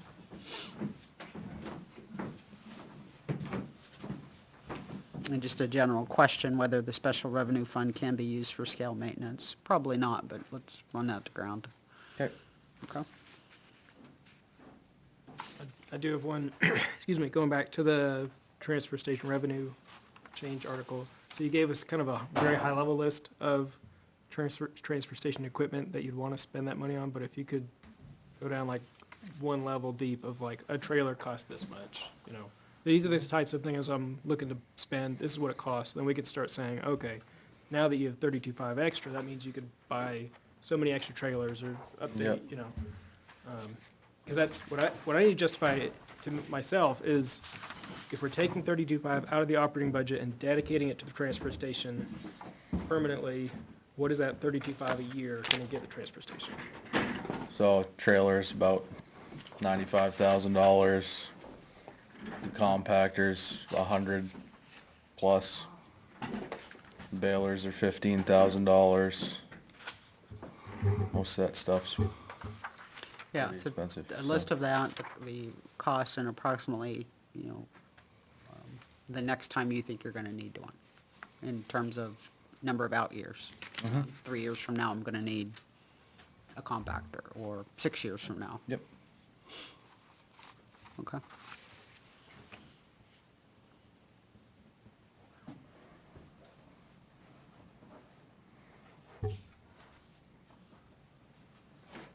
And you might already have all that in your CIP plan, so, I'll bring it to you. okay. Anything else? All right. Thank you very much. All good? Thank you. Thank you. Tonight, yep, I think so. Chief?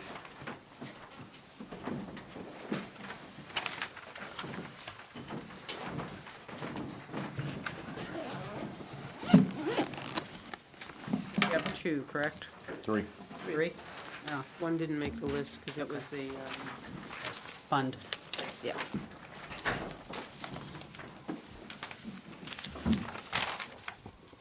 I'd go over the revolving one first, I guess, or if you want. well, that's not on our list, Oh. but the fire engine is first. Whatever, you can do that, Okay. whatever you feel comfortable with. Okay.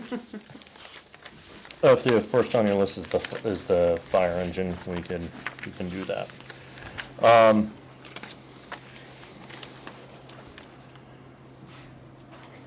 So, we're proposing to replace the 1987 International Ranger Engine 1. Was placed out of service actually last year and is now living up at the DPW. That failed annual pump testing 3 years in a row.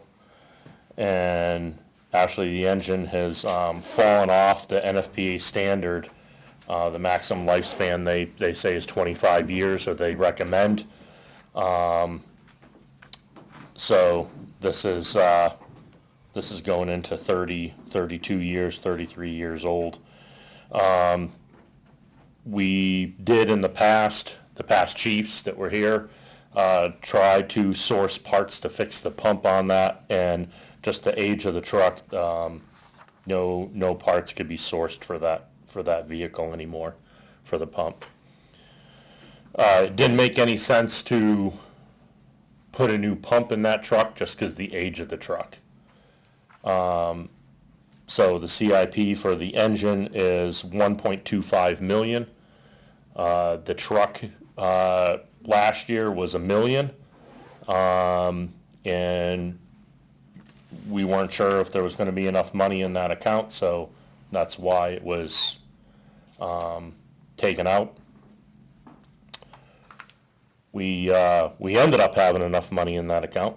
We had $1,025,000 in that account, but we're here again this year asking for it again. It went up $250,000 due to the engine alone was a $100,000 increase on the motor in the truck due to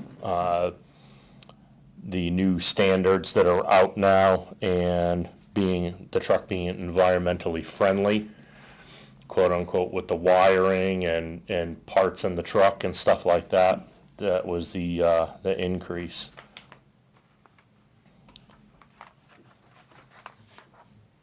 So there's the 1.25 million would come out of the special revenue fund. So it would be zero impact to the taxpayer. That's what the fund was set up for. Talking to Beth, the truck would be a lease purchase. And if it passed, there would be $1 million the first year, and then the next 3 years, so 26, 27, and 28, there would be a payment of $89,428 out of the special revenue account. And what would be the reason for that? If there was money enough to start with? There's not money enough to start with. There was for. There was last year, but it didn't happen last year. So, and the fund doesn't accrue that much money, you know, we have other stuff that came out of that, and so there wasn't enough money. Talking with Beth, she thought that was the best. I can't attest, I wish she was here, I don't remember what the rate was, the percentage on it, but it She was did tell us that, relatively, yeah. relatively cheap to Think- do that. But please don't quote me, I think she said 4 something. Yeah, 4 point I want it, something. yeah, in that under ballpark, 5. 4 or 5, 4.5. 4.64. 464. Okay, Thank yeah. you.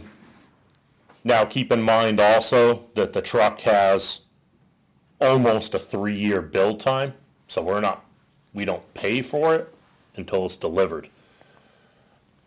I thought I asked her that before, and she said we did have to make the payment at the point that we ordered it, which I thought was interesting. I think she wants to make the payment, we can make the $1 million because that would lessen our amount that basically we were leasing for the next 3 years.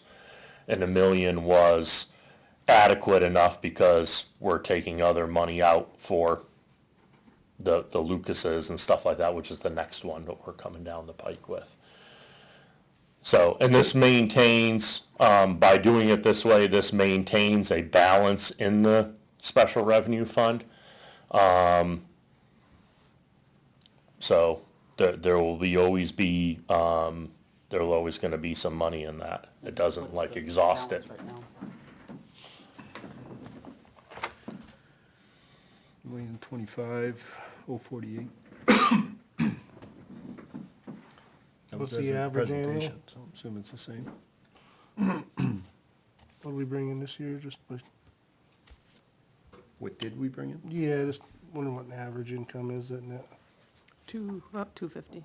Yeah, the figure I have, and this was on 11/25, when Beth did this, was 289,987, so almost 290,000. Now, this would be something that would go out to bid to multiple companies, correct? I have 4 bids now, 4 companies that I'm working with now, Okay. 3 of which are in New Hampshire to keep it in the state. 1 is out of state. So it'd be up to $1.25 million. Correct. Yep. And the truck itself, the truck itself is like $1.1 million in that ballpark. I have roughly $140,000 worth of equipment that has to get put on the truck. Because engine 1, the old engine, really the only thing that we are salvaging, quote unquote, off of that truck was the brand new 4-inch hose that was bought and put on that truck. There's really no other equipment that could be salvaged off of that truck. So assuming this does move forward, we need to make sure that you insert fire engine and associated equipment. Correct.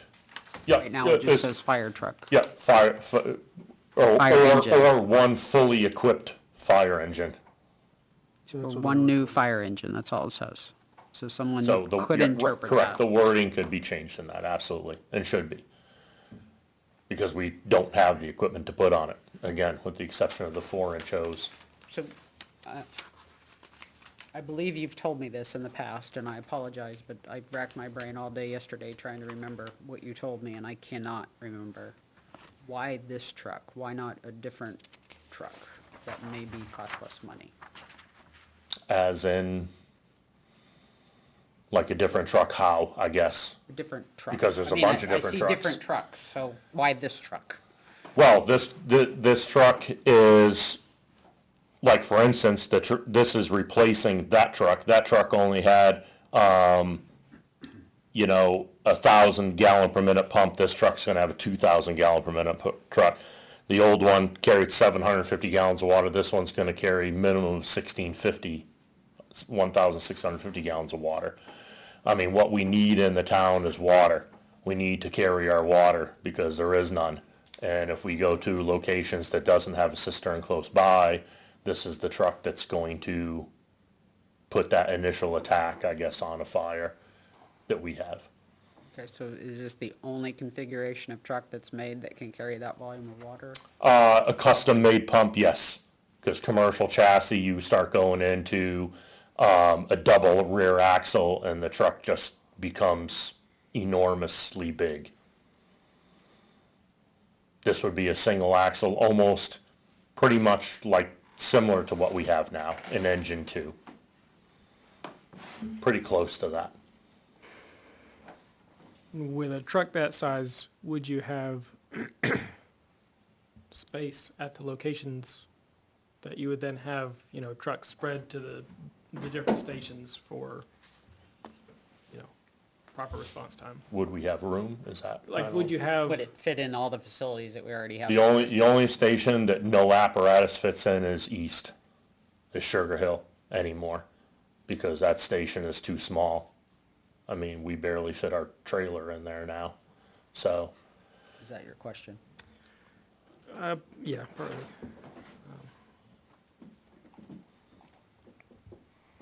Yeah, I guess I also heard, I think at the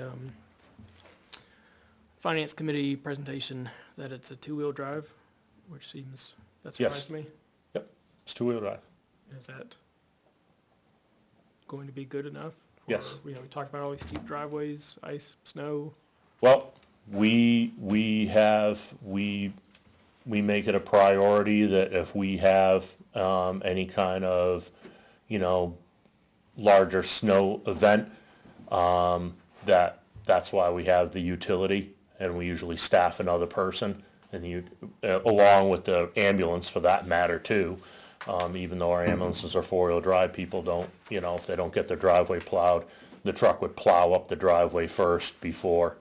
The apparatus the apparatus that I have spec'd out does have the on-spot tire chains on it, so we can use those, and/or, you can't use them both at one time, but we do have chains for the other trucks too that we chain up. Okay. And the vehicle that it would replace, how often is that being used? The vehicle is no longer in our fleet, I guess maybe more specifically, how often, before it was removed from service, how often was it being used? 4 times a year.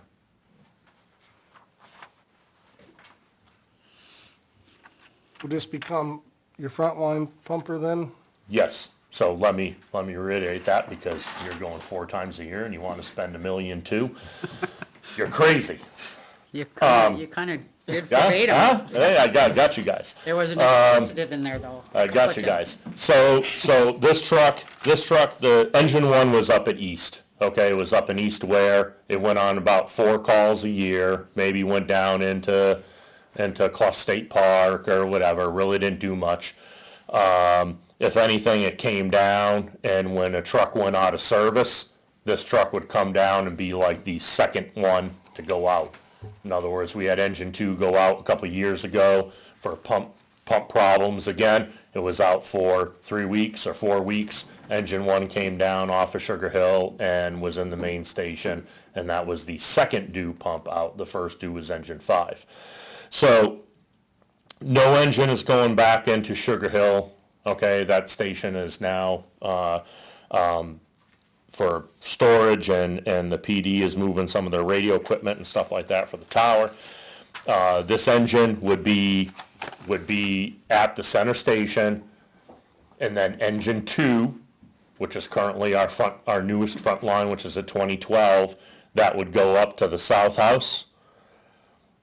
And engine 5 would be at the center station as the reserve engine. What year is engine 5? Engine 5 is a 2003, I believe. So right now you have 2 main pumper trucks, Correct. and the newest one's a 12. Newest one's a 12, And how often are each of those being used? all the time. Yeah, I mean, those are our response pieces, so. And they both go? Depending on which end of town it is, which end of town the call is, yes. Okay. Can you quickly run through that again? No engine at Sugar Hill, engine 5, Yep, 2012? the new engine, if this goes through, the new engine would be at the center station. Engine 2, which is the 2012, that's currently our frontline piece, that would go up to the south house, up at South Station. And engine 5, that's currently at the south station now, that would come down to the center station and be a reserve piece. And when I say reserve piece, it's if you have any problems with any of these trucks and they go out for any amount of time, the town really can't be covered with one fire engine. You just can't have one pump. And I've talked to numerous other chiefs on that to see if I was in the wrong, like thinking of that the wrong way. That's pretty much a standard that you have a reserve piece if something goes out. You know, we had 5 engines originally. We got rid of 2, so we're down to we did have 3, and then engine 1 went out of service, so we're replacing that. So engine 2 is currently at Center. center, goes to Correct. south. Engine Yep. 5's at south, it will come to center as your reserve, and your new engine will go into center. Correct. Okay. And nothing will ever be put in Sugar Hill, basically ever again, because it's too small. Not until some other, I don't have anything, and I have my CIP out to 2030.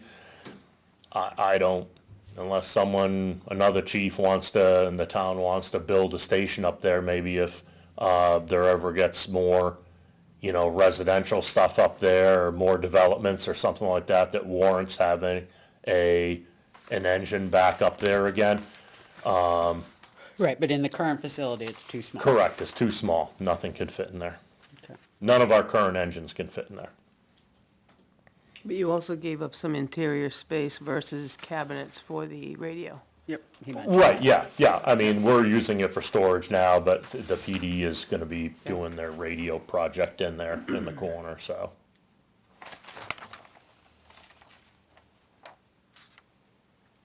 Well, yes, all I got to comment on is I do know that the department before you downsized engines, downsized the ladder truck. This was part of the plan. From other communities, this is the same number I've heard that's buying the same truck. And the build time is the same time that the chief is stating from, like I said, other communities I know that are proposing the same thing. I think they're full of malarkey that the engine's $100,000 more. I got bid quote for the same money for a plow truck as last year, but I think they're using the supply and demand, but it's not his fault. This is the same $1.1 million is the same number I know some other towns are using for the same truck that he's proposing, so. Yeah, and this. Hopefully it goes out to bid and the competitive bid brings it down a little bit, hopefully. I do think some of these green initiatives may get rolled back in the future. I do too. I just don't think this year's one, they get the same engines as everything else. That, the missions isn't supposed to really start till 27, and hopefully they get it rolled back, like you say, Yeah. but that's neither here nor there, that is the price of it, rather the reasons for it. I know this is the number other people are asking for, so I believe you gotta guess you wanna call And it. I could say that all the bids that I have now are extremely close. Quotes, I they're- would imagine. You they're- didn't send it to bid yet. Yeah, no, quotes rather, yes. And the quotes are, everybody is like 30 days, you know, because no one really wants to put any kind of figure out there to be permanent because it's so volatile, the market, so. I will say that, you know, I am not the first chief to have this. I mean, this was on the CIP, so this already went through 3 other chiefs besides me.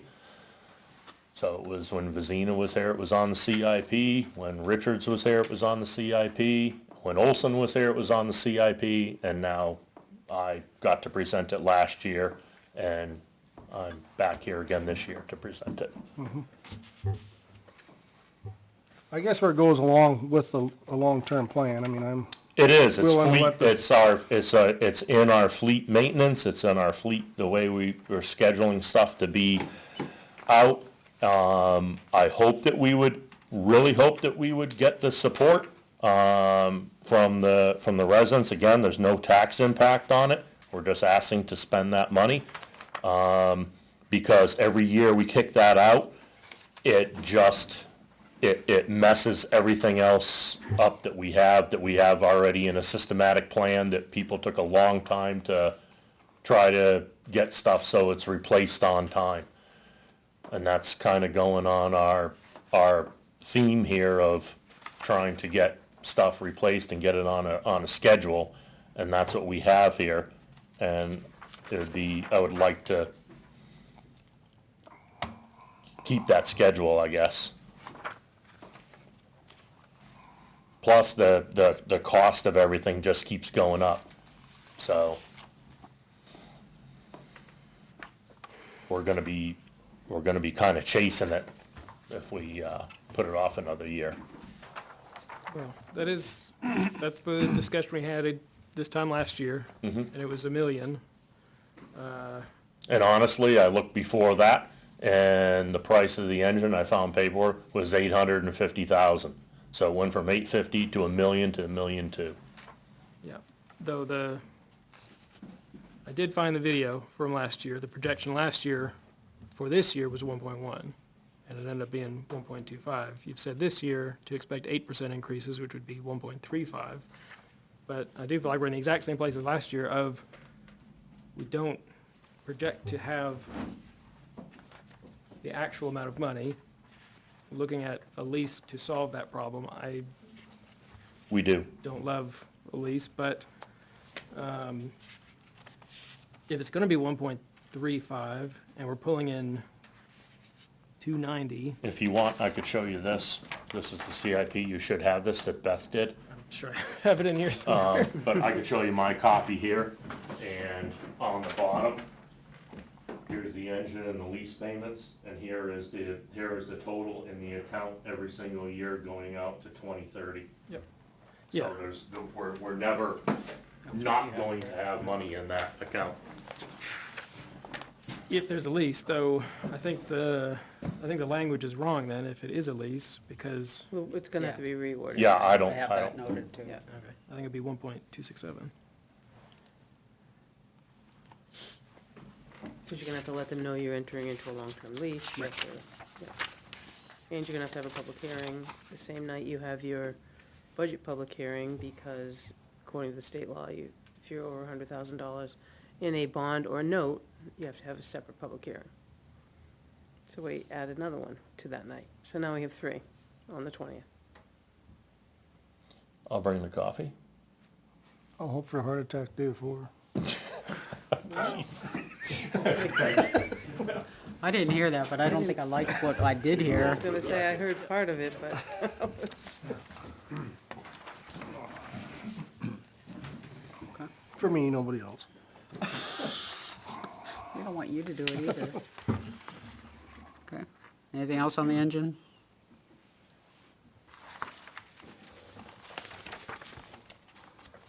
Okay. CPR devices?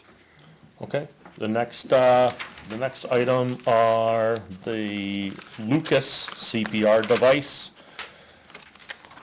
We currently have 2 of those now, 1 on each ambulance.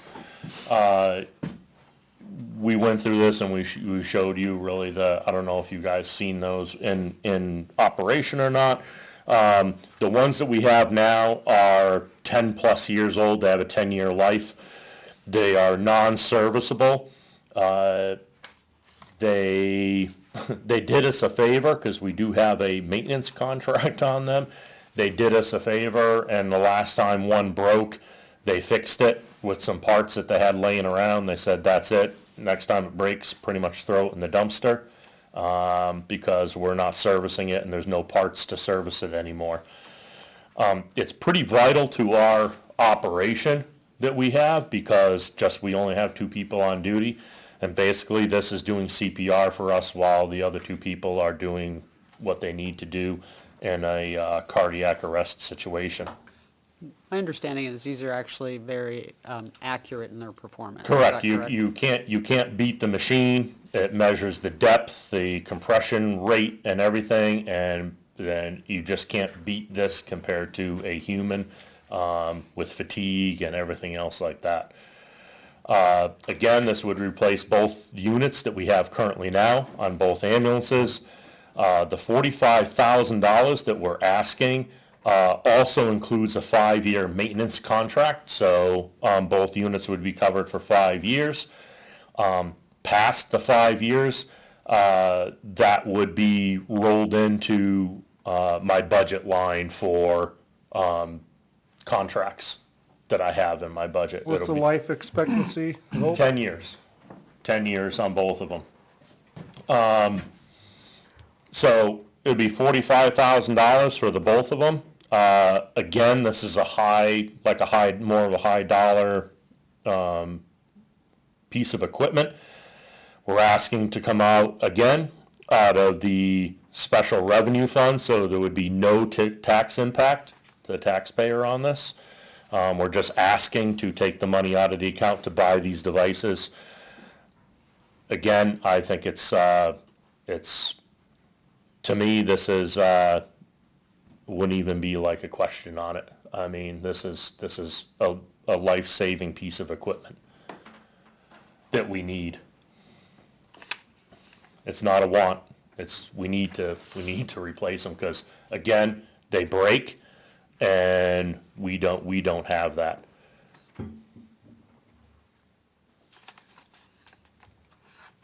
Okay. Any questions on the CPR devices?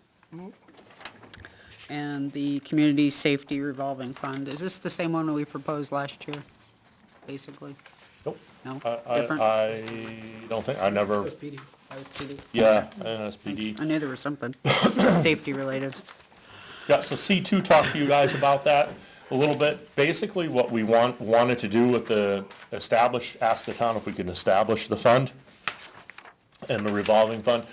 And basically what that's gonna allow us to do is we would like to teach CPR classes, stop the bleed and be more involved with the community, but that costs money to teach CPR classes, costs money. It costs money to buy the books, it costs money to buy the cards that the people get.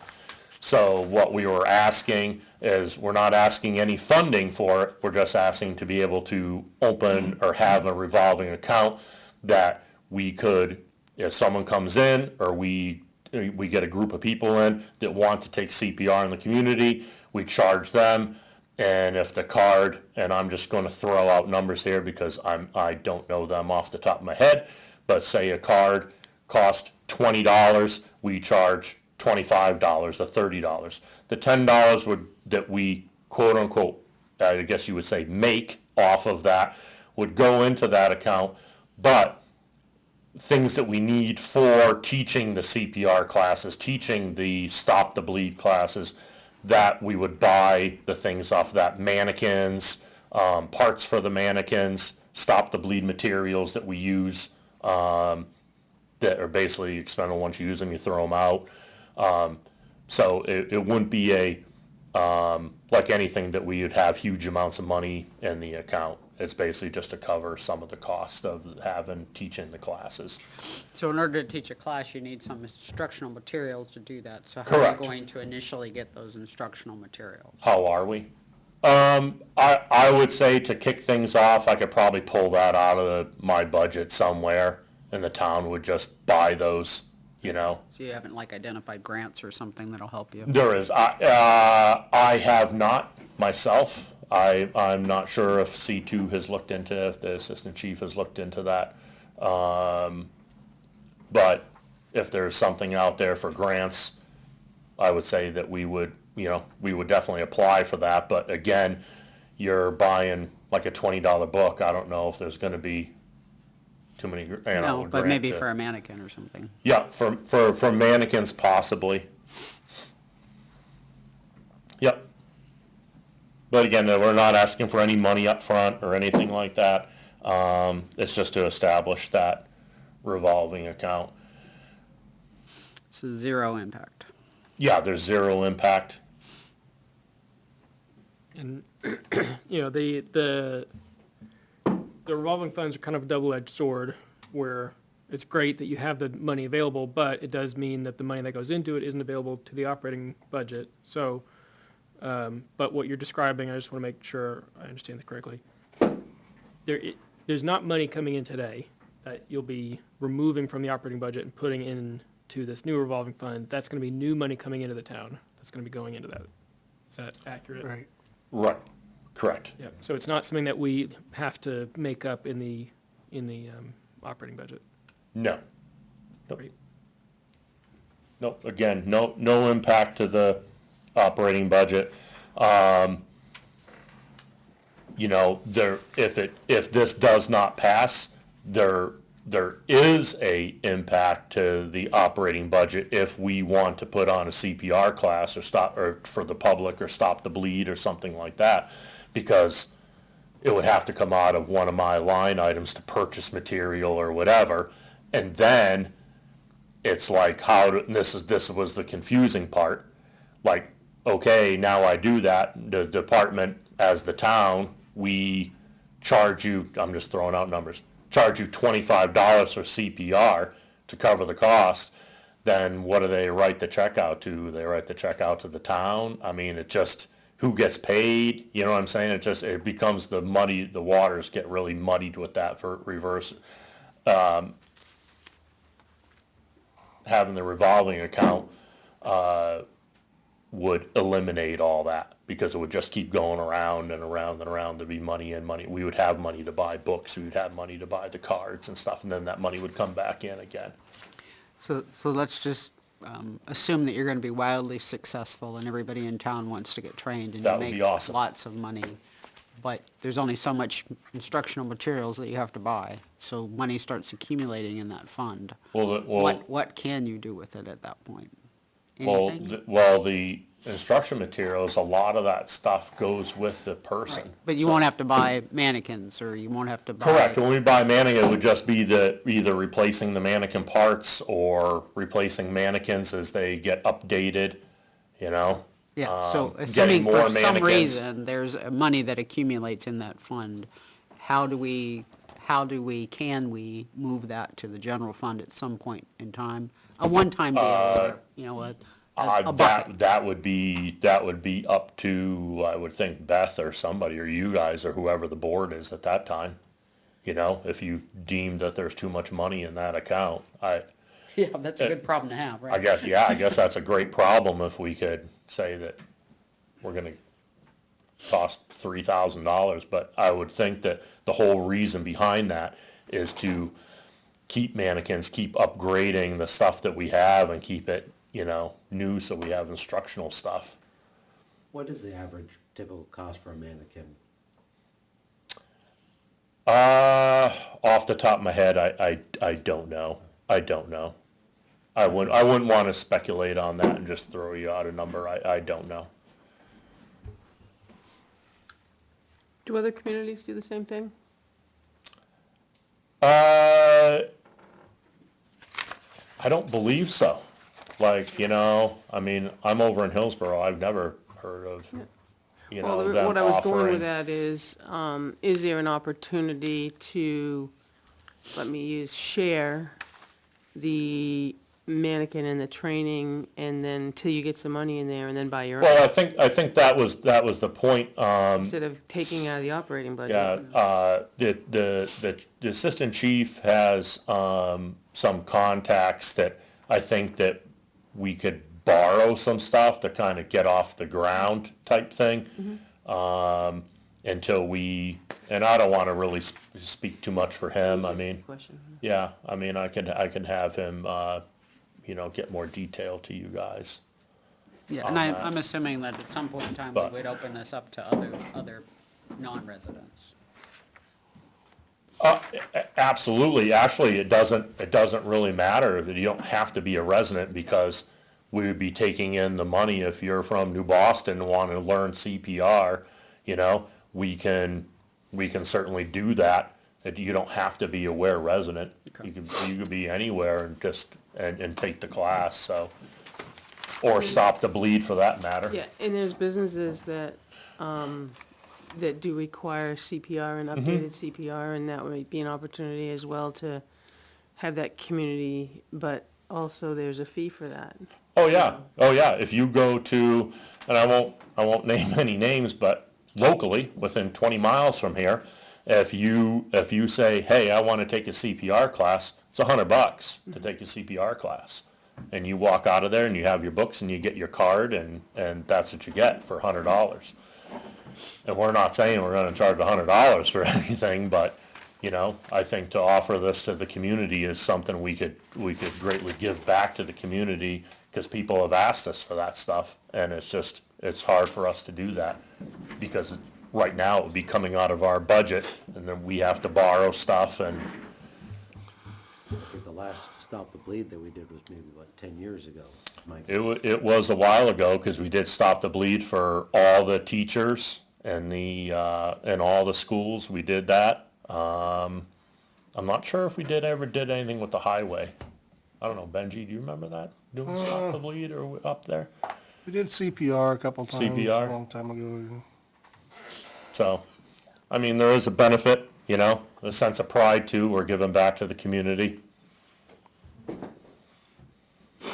Okay. I did a very quick amount of Googling, and may turn out I'm wrong, but order of magnitude was $200 to $700 range. All right, so we'll just assume 700. Sure. For the better one. For a mannequin? Yeah. So Sounds about right. probably not thousands, but hundreds. Well, could be if you buy two, could be talking about thousands. Yeah, sure. Okay. All right, anything else for the chief? All right, thank you very much, sir. Okay? Thank you. Awesome. Thank you. Thanks. Okay.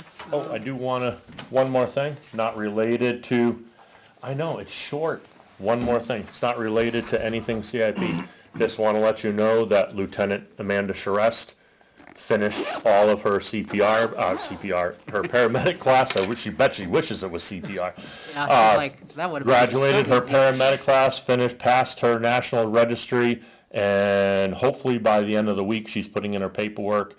She will be all set, good to go as a paramedic for the town of Ware and practicing. Awesome. So that's huge for us in the fire department, huge. So great shout out to the LT for that accomplishment. Yeah, congratulations, Lieutenant. So, Thank you. all right, thank you guys. Thank you, appreciate the update. Okay, there's some that are kind of on this sheet, there's a little bit more that we sent out, just as a Yeah, primer of that's- things that I had been accumulating, so I don't know if you want to finish off this sheet and then move to that list and see what's left. Either way, You say the sheet. Your sheet. Okay. yep, Well, I haven't put any of the numbers into budget. yep, I understand. And I just threw in, I followed last year's, so you haven't even talked about the COLA, but, or if you're going to do that, that's always been after the vote. Then the next one was increase the stipend for the Park and Rec Director, and then the rest you started down through. Okay. And then there's some at the end as well that, excuse me, that we have for Cypre and the Forester.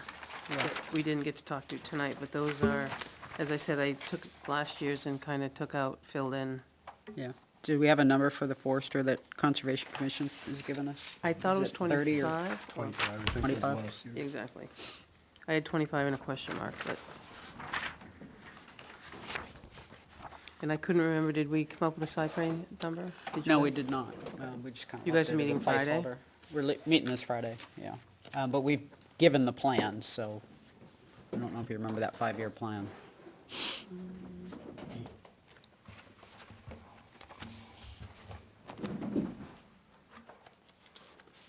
I think we talked about that the first meeting of December, if that helps.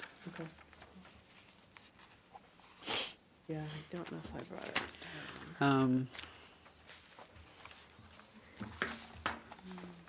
You're verifying the Forester? Yeah, 25. 25, thank you.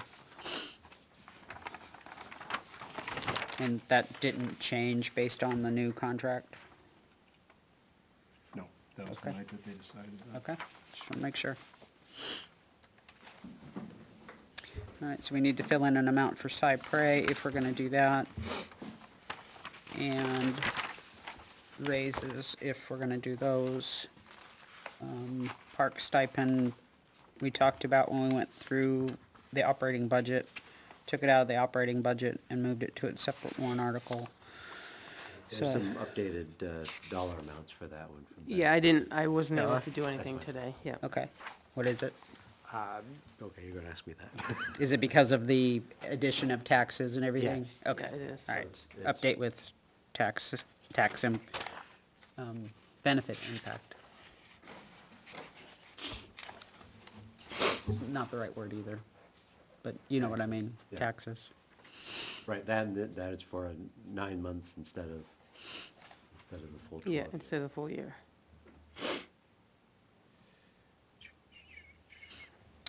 Well, the 2,000 isn't though, right? That's a yearly. That'd be yearly, right. Okay. So there, yeah, so Beth and I discussed it. Like,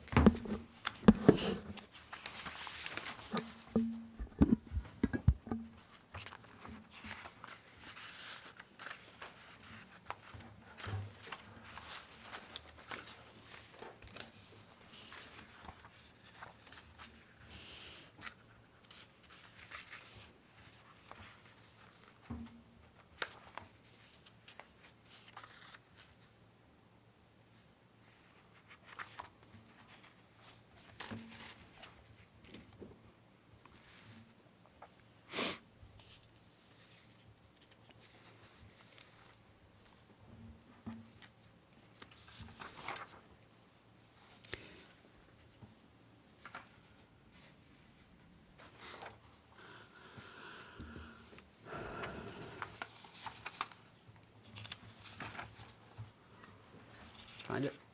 Yeah, so it would be to raise and appropriate $1,615. Increase the director's stipend if approved. This become part of the annual budget with an estimated annual cost of $2,153. So 1,650 for 9 months, 2,153 for the year. Yes. Okay, thank you.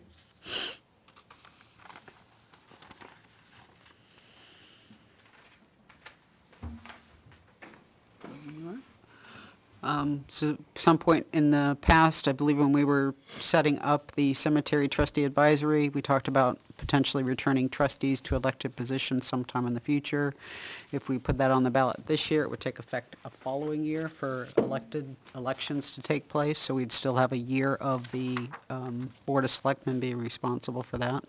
Don't know if that's anything you guys want to talk about and potentially put on the warrant this year. We had talked about, maybe keeping it this way for a couple years and then talking about it some point in the future, so just wanted to make sure we didn't lose the opportunity if it was something you wanted to pursue. If you want to pursue it, we can draft up some wording. You know what I mean? I guess I could add it for the next draft is what I'm asking. Well, I don't know if there's any reason to do that if everybody's, not in a No, that's what I'm saying. Not wanting to do it, so I that's. understand. Yeah. Right now, I like where we are. Making We finally progress. have a plan. We're finally, yeah, we're finally making progress, so. Rather see, maybe if this body can go through that plan for a year or two, say, good, we've raised the minimum level, we're happy with where our cemeteries are now, and then hand it off Right, to. just go finish the plan for at least the short term. Keep in mind, the cemetery trustee advisory personnel that we appointed were only good through April, so we would have to make new Reappoint. appointments or reappoint, which is no big deal. Right, Just exactly. letting you guys, reminding you that that's an action. We've So is talked, it consensus to hold in for now? I think that's what I'm hearing. But even if you did put it on for this year, the advisory committee could still, It would still be in Exists. place for a year. and help. Well, except for I think some of those folks might be the one that actually run for trustee. So it Is would, that a bad thing? no, it's not a bad thing, but you wouldn't have those same people to be advisors to the trustees, that's all. Because they would potentially, I would think at least one or two of them might run, so, So probably take it one more year. yeah, I'm okay with that. Yeah. Just again, wanted to make sure that we're not losing sight of it if it's something we wanted to do now, because it does take a year to go into effect. If I knew that seats would be filled, that the plan would continue on, great. We don't know that. We're in this Yeah. position because they Right. weren't being filled. Yeah, I agree. Let it gel. Yep. As long as Salem goes up with the pokey stick.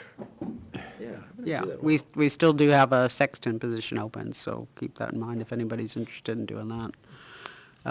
We had talked some, not in a great length, about some kind of small amount of money for the Board of Selectmen to use for grant opportunity matching. Don't know if you have any interest in talking more about that. I like that idea. Do we ever talk about a dollar amount? No, we never talked about a dollar amount. Not at all. So, I wouldn't think it would be a tremendous amount. I'm just trying to reflect on the matching amounts that we put in any other things that we've done, and they were just a few thousand. Yeah. Look at the one that you're doing is gonna be offset by dollar amounts, I mean hourly. Right. It's not dollars actually changing hands. Yeah. And the other departments have come up with their ways of the dam funds and the other things to come up with, I know it's not ideal, but they do have their other resources to use. Right, yeah, I'm thinking things like, if we did to try and do any more solar grants or anything, would there be any monies that we'd have to come up with to do that? But we can cross those bridges individually as they come up, like we've been doing. It's not that stuff stops if we don't do this. It just would make some things a tad bit easier, but the voters would have to approve it, and we're asking for money of which we have no plan to spend. No firm plan, which I'm not keen on either. We did talk about the employee retirement fund, using that to offset the town clerk retirement, one-time fee of $1,421 to deplete that fund. So that your has article would be be a to warrant article. close, Yeah. unless you take it down to $1 and take the 1420 and offset it and leave it open. Yeah, I'm not You don't educated have to have an enough to article if you do know, that. I'm not educated enough to know whether So we your want to keep agents it to or close it. expend, right, your agents to expend. I don't know what your liability is today for your retirees. According to your policy, that usually comes out in the auditor report. Okay, That's why we started it many, many years ago, but we've never added more money to it. okay. So Well, your agents to expend is all I'm saying, is if you want to take out the $1,420 and offset the retirement with it, it would still leave it open, you wouldn't have to write an article to close it. okay. That's entirely up to you. Well, we talked, with Beth being here, I want to say it was the second meeting in December, and she's the one who said warrant article. So, Right, if you're gonna close it and offset it completely, if you're gonna raise I it. misunderstood what she said, because I thought we needed a warrant article to use the money. No, you guys are agents to expend the capital reserve fund. Yeah, I've heard that, I'm not saying you're wrong. Yeah, but no, Okay, if you wanted to close it and use it all, it does take a warrant article to close. So that's whatever you like to do. We can write one, you can always remove it. I mean, this is still draft form, so, Thoughts on closing it? I don't know what the drawbacks would be to having it closed. Are we ever gonna use it again? Should we be using it? How long's it existed? say that again? How long has it existed? I don't know the date, it's been a long time. I mean, And it's it's been $1,400, has there ever been more? no, Have no, you no, ever there was spent a lot of money in there at first, because your auditors are gonna tell you you have an X amount of liability if everybody walked out tomorrow because of the personnel policy. So I don't know, we used to put so much money in a year for upcoming retirees. But we haven't done that honestly in a very long time. So I is can that- find you the year that it was started. Is that a warrant article to put money in? Yeah, it's like putting money in a capital reserve fund, yes. But we did, when Beth was here, talked about taking all of that and offsetting it, which does require a warrant article to So- close it. Yeah, probably need some conversation as far as what we want to do with it. Yeah, I don't think yeah. we want to close it. I would think not, but maybe she can talk to us next week. And you said that the most recent auditor's report would have, Each year you should have the, I guess it's an unfunded liability. And we can come up with that amount too.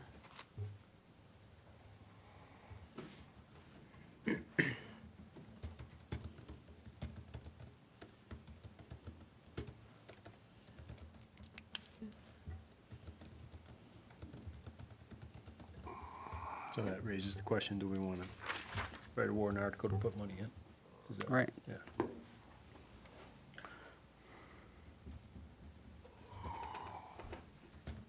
yeah, if we find out there's, I don't know, 300 grand looming.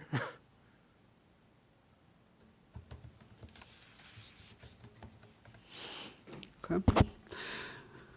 We had talked about putting money into the building maintenance fund for longer term or larger projects. We never talked about an amount or a firm plan. What's in there now? I want to say there was Looks like like 40. 300 something, There's what? 36.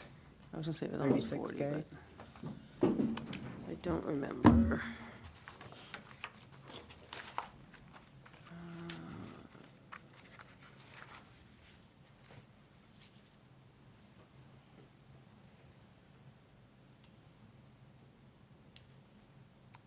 $45,800? Yeah. 45,800? Yep. Okay.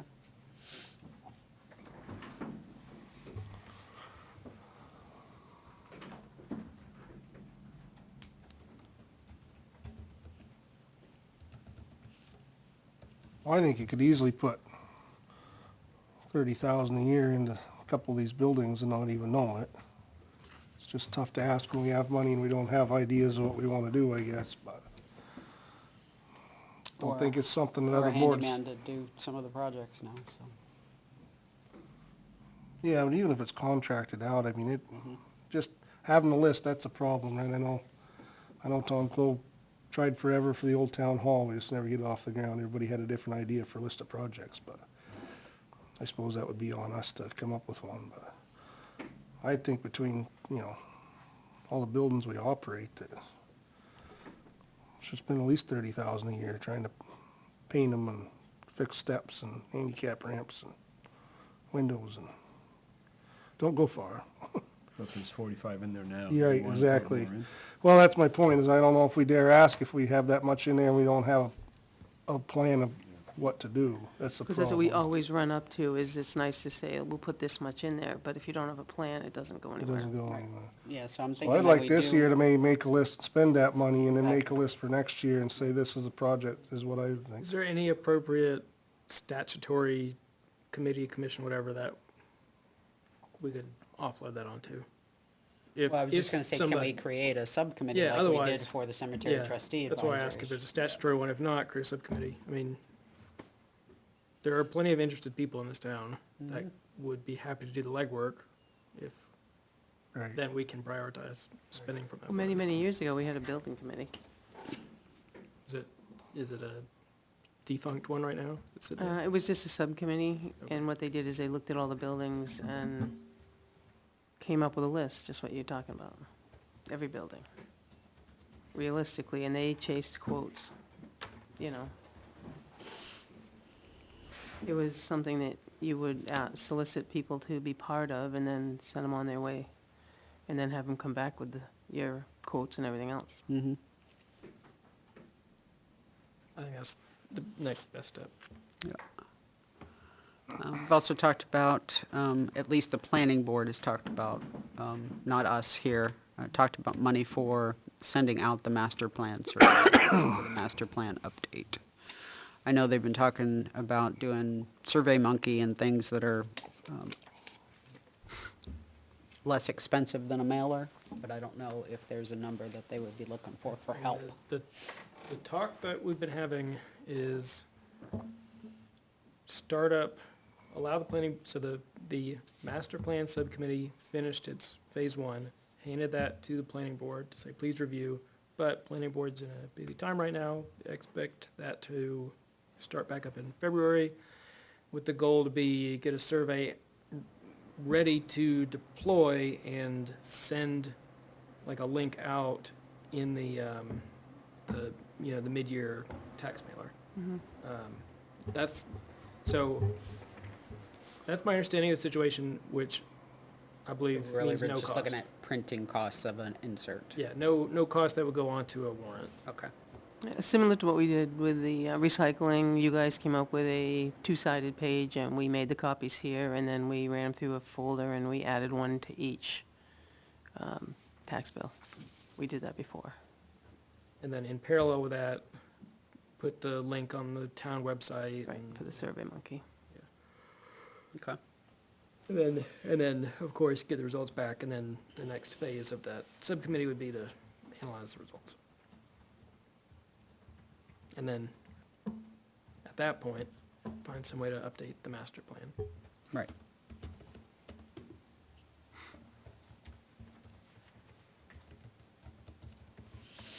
Okay. I believe at least one meeting we talked about exterior cameras for the town office. I don't remember how much those were. Well, the whole building was 30, but that was the entire building. I don't know, I'm guessing if I gave you a number. Also, as part of the active shooter drill, which Janice attended, Officer McGuire suggested some locks that we might look at too, as far as if something was really gonna happen, that we would lock the door, we could set it and lock the door. Just, Can we use the building maintenance fund for that? Possibly. I think that was part of the idea. Okay. Indoor cameras? Yeah. Depending on which they are. I think it's worth looking into anyway. Yeah. I think we ought to move forward with some sort of plan, a little more safety than we have.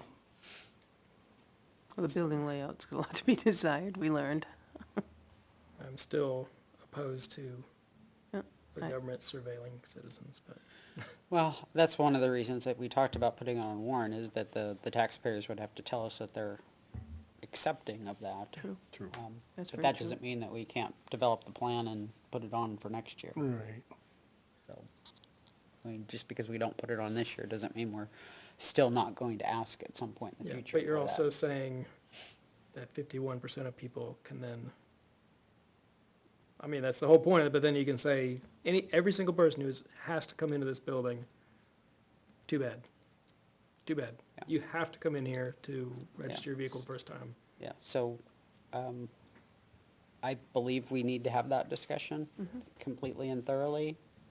But since we're not putting it on the warrant for this year, Okay, we can have that at some future point in the time. keep that soapbox right under this table. I'm glad you have it. I mean, if we're not looking out for our rights, then who will? I mean, Yeah, it's in the same sense, somebody come in and videotape everybody in the hallway and employees here, and it's within their rights too, so. Absolutely. Yep, and, you guys know how I feel about, First Amendment as well, and I completely understand what Mr.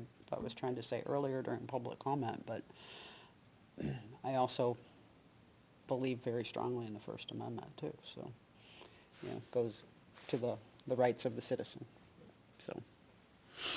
Okay. I think that was it, other than, Dissolving the inactives. you're right. I believe if I read 673:18, and hopefully one of y'all have also read it, that it can only be done by petition, And it has to be 100 voters. right? And that there's nothing we can do to dissolve those inactive committees that haven't had volunteers for many, many, many years. And for anybody watching at home, we're specifically talking about the Historic District Commission, the Heritage Commission, and the Agricultural Commission, which we put out multiple calls for volunteers for these three existing committees, boards, commissions, whatever you'd like to call them, and have had 0 persons formally express interest in serving. So, we had talked about, if no one came forward, possibly dissolving them, but I don't believe, based on the way I read the RSA, that that's within our power to do. I came to the same conclusion. So, therefore, there's nothing we can do about it via warrant article.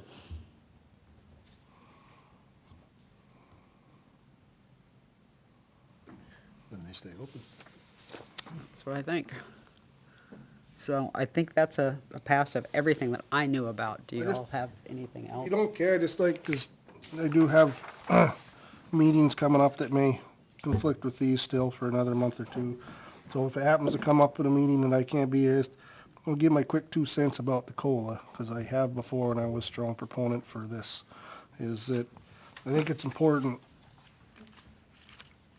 to give the COLA to employees every year. The town, the non-union went 6 years at one point with 0 raises, and that's how I got behind. And you have the highway and library and everybody else asking for $3-4 an hour. If they got their 50, Yeah, 60 last cents year we an did hour. 2 catch-ups, if I'm not Yeah, mistaken, for right. fire and for So DPW. it might not have had to do that before, first of all.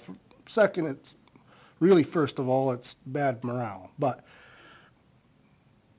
I think I believe everybody kind of sat here, we kind of all nodded, nobody was held to it and took a roll call or nothing. But when we voted on and kind of agreed to the 5% for union, I know I said there's a 3-year contract, I was gonna lobby for the 5% for the non-union. There's no reason to treat one any different than the other.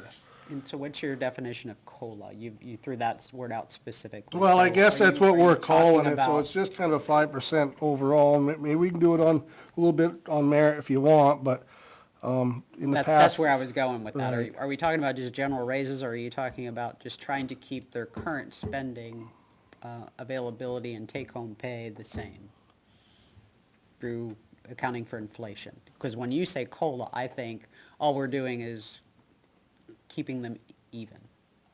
I guess I'm proposing a 5% increase for all the non-union Okay, employees. and then when I say pay increase, I'm also thinking that we should be, as a board, making sure that we ask for a pool of money.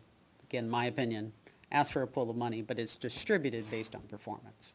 I don't completely disagree with that either. There's certainly benefits to that, for sure. I just am up until last year, I can't think of a time the board has ever treated non-union and union the same way, and that's always irked me. And it's nothing against what departments are which. It's just, they should be treated the same as town employees. So just to be 1,000% clear, you're talking about raises, not cost of living adjustments? Okay. If I had to paraphrase what I'm asking. Sure. To confirm. Sure, Yes, okay, thanks. because that is what we're doing for the union, as I understand it. And everybody's equally as important, and if you're in a more dangerous job or a more whatever, you usually start out at a higher rate of pay, so that, you hear that said sometimes, well, this job's a little more demanding than this one. Well, typically you start out making a higher salary to start with, so their 5% is gonna be more than the library person's 5% anyway. So, it's always irked me, and I said I would stick up for it, and I'm gonna as long as I'm here, and so I wanna put my 2 cents in on that, because that's kind of important to me. And you mentioned 5%. Is that something that, That's what the board agreed upon to give the union for 3 years. If I remember right. If I'm wrong, then And the important part is to match what the union is getting. to me it is, yes, as far as a annual increase, percentage increase. okay. Anything else on warrant articles? I would say that we kind of go and ruminate on these for the rest of the week and come back and see if we can get close wording on what we've got, and then in or out. Next week is, Yep. and then the Then public after hearing that for what's is the 20th is the public hearing. So as we're going through them next week, we can also assign who's going to talk about them, so that we have that solidified well in advance of the 20th. And then, but even on the 20th, there could be a compelling argument to. Oh, remove one. absolutely. Yeah. Yep, Sure. yep. But that's the whole purpose of the public Yeah, hearing, yes. yeah, I just, Yeah. No, I but we agree, have to we're go doing into. multiple passes. Yeah, we have but- to go into the public hearing with somebody being responsible for talking about it. I believe, similar to what we will do in Deliberative. deliberative, thank you. So, that's my thought. Okay. All right.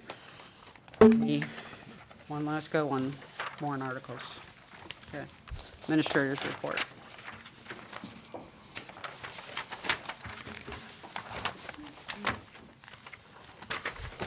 So you open up your bids, I'll scan them and send them to you. We worked on the first 3. Mr. 75 Wardley, I did email him on 1, 2, and I still have no reply. I guess I know we had a couple of things as to prove ownership, or I believe one of the other comments was, I think it was, what do we care? Well, just from the standpoint of would it change the request?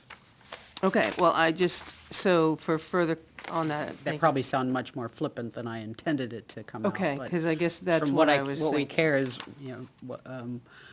would it change?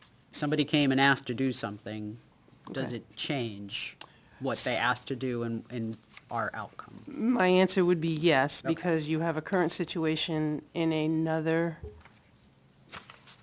committee that granted approval with misinformation. And if they take what does it matter? Okay. I Fair think, enough, that's why we asked the question. okay. No, it's just, I've thought about it, and I understand it. It was late when it was said. Yeah. But I just think we should care, because if somebody did give us false information, I didn't call anybody a liar. Just saying, if you were provided a major decision on information that was not true, we're in the middle of another situation at another board, same deal. Granted, permission was granted, and now we have a little bit of a problem, Right. so I just. But in this case, no work has been done yet. so No, we no work certainly has can been move- done. okay. You're correct. I just, so I don't know that All you'll right. get a Well, reply, so. I'm not sure that we need to let this, just decide on this tonight, but it's certainly not something that we want to go past probably the end of February or so before we make a decision, because. I'm gonna decide before paving season. Exactly. Yes, Because no, then and he we're- needs, we're and weeks he away needs to be from notified, potentially yes. spring popping up, Yes. and we need to done Correct. or proceed. Well, after deliberative session and we get the mailer out and things like that, you do have a couple weeks of a little downtime to catch up some of these. Yep. That's the plan. IT is due next week.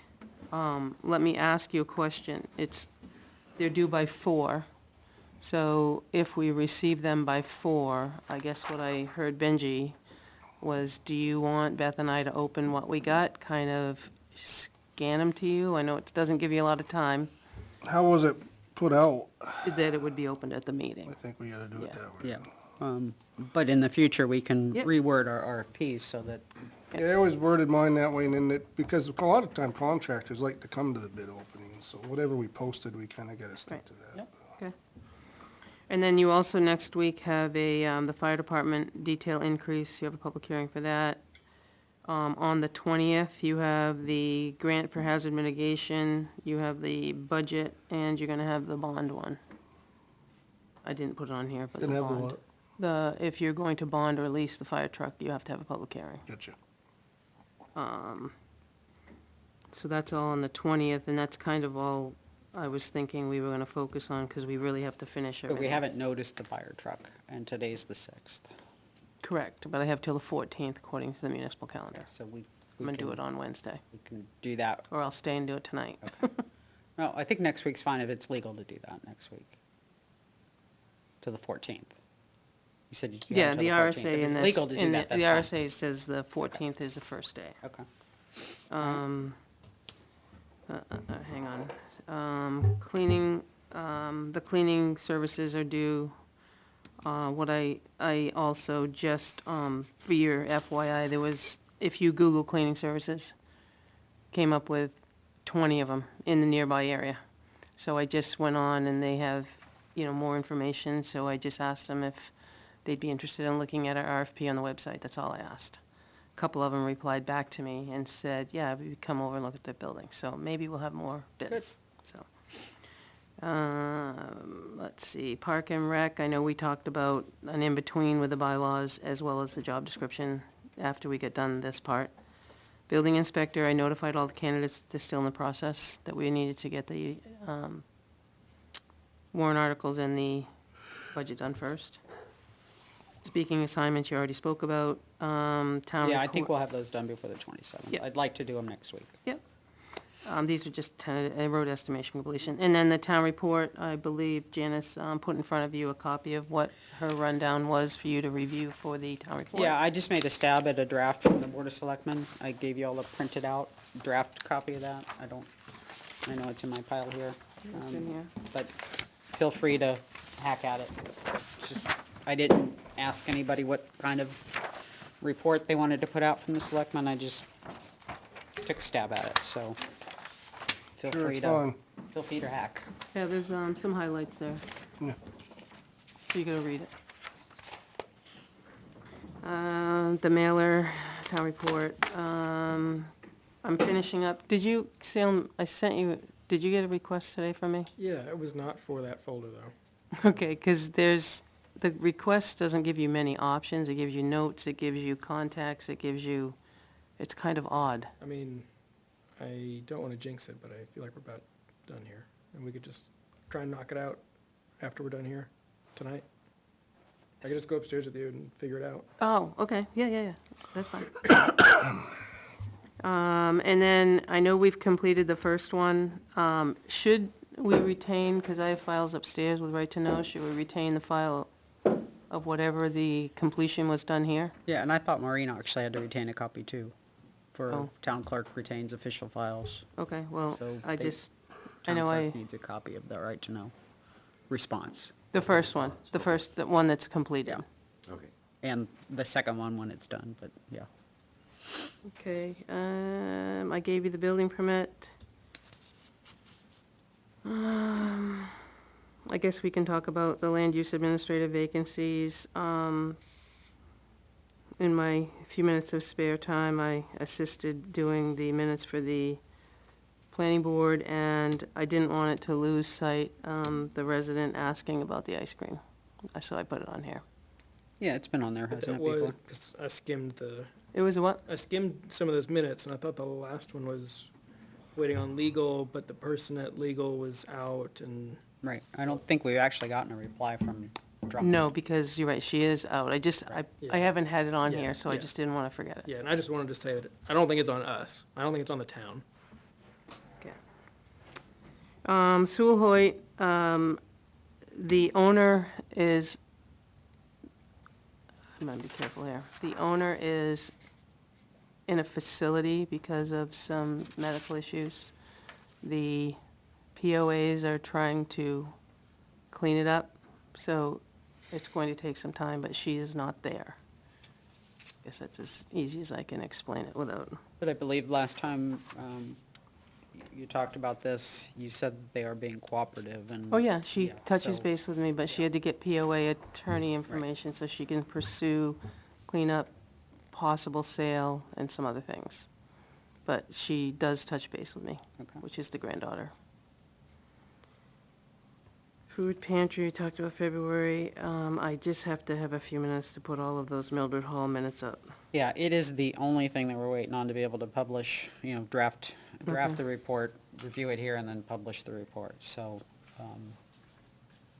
I'd really like to be able to change what I wrote in the selectmen's report and saying that we finished it, but Okay. we're not there. If we had some good snow days, that would be good. Oh, sorry, that's right. Resolution, I don't think I've changed anything beyond here, other than they did say 24, now they say 25, date-wise. I don't think I have anything more for you. That's all I would have. Any questions for the administrator?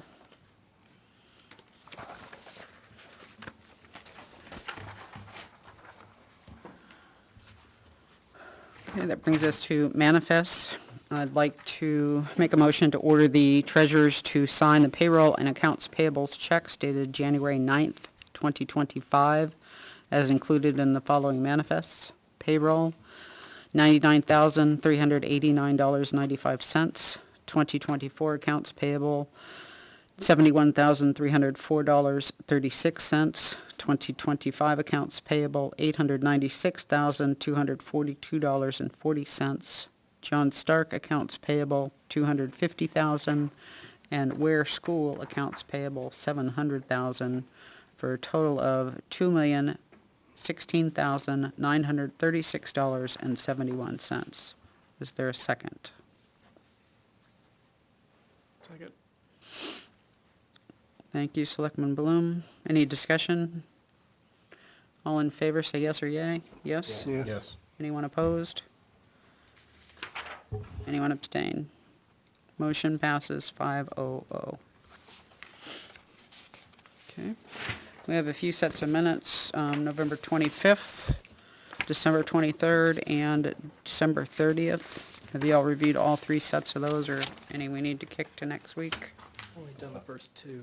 Yeah, Okay. same here. Came out today. I think Chief Moore sent us one for the correction for the 23rd. He did.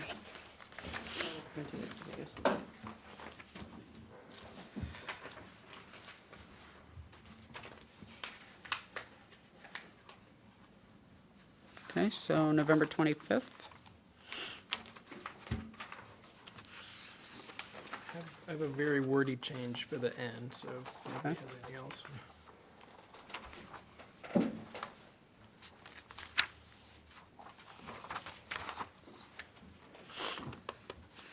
I had a question on line 217.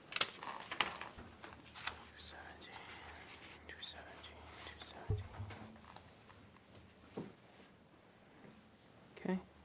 I don't recall us saying wasn't required by the RSA guidelines, and I don't recall that it is not required by the RSA guidelines. However, I did not look it up. I thought that all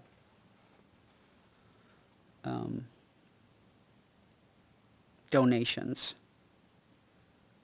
had to be, I think what, had to be acknowledged yeah, I in think some what it form. was is it didn't need the public hearing. Maybe the RSA guideline was not the right Okay, can you word by, vet that and,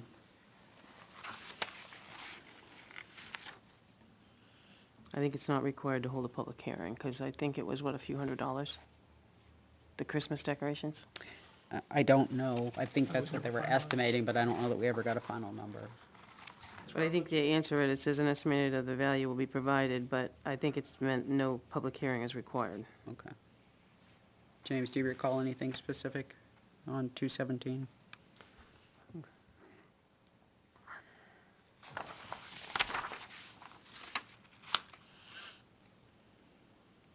no, I don't recall the specifics. Okay. And then 305, I believe that should have been December 9th. Yep.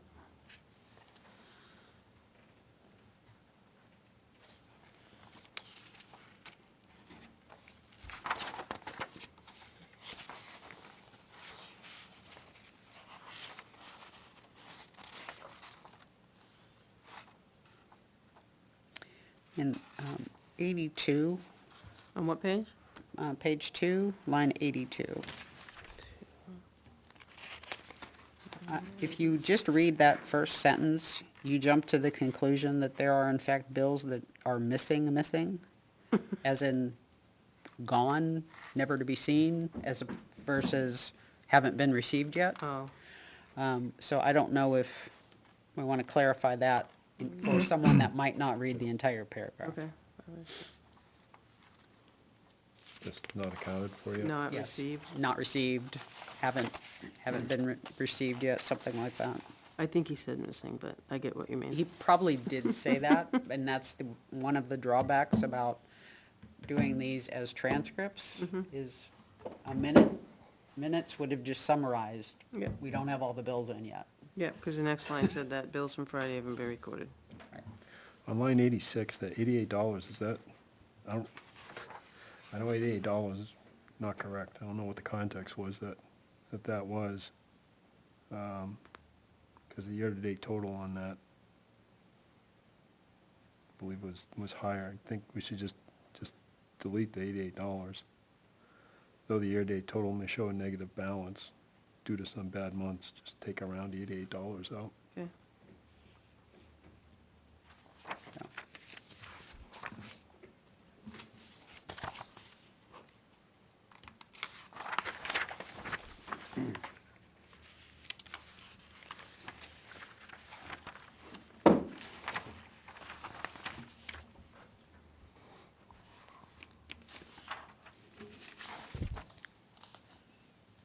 So I had 318 through 321, there's a paragraph there, as well as the paragraph 325 through 327, both regarding a phone call I had with a police union rep ahead of that meeting. So I guess I ended up just rewriting them, and I can read that and then send it over, but what I rewrote was, Selectman Bloom stated that he received a call from a police, and I did this, I went back and watched the video to put this together to make sure it was as I remembered. Received a call from a police union representative asking about a request which was made during last year's negotiations to modify the town report to show paid detail money separately from individual officer salaries. The board agreed that a lump sum of detail money will be included, showing what is paid for details and what is used for vehicle repair. The chief and Beth will work together on preparing the language for that report. That's mostly unchanged, just call out that I got a phone call. And then the next paragraph, which I think should be moved up because that discussion was serial in this way. The board discussed that dental and short-term insurance benefits were also brought up during last year's negotiations, and it was decided that those would only be applicable to the police union members if given to all town employees. We never at that meeting discussed that they would have to wait for another negotiation. Negotiation. Okay. Can you send those specific words over? Yep. Okay. Thank you.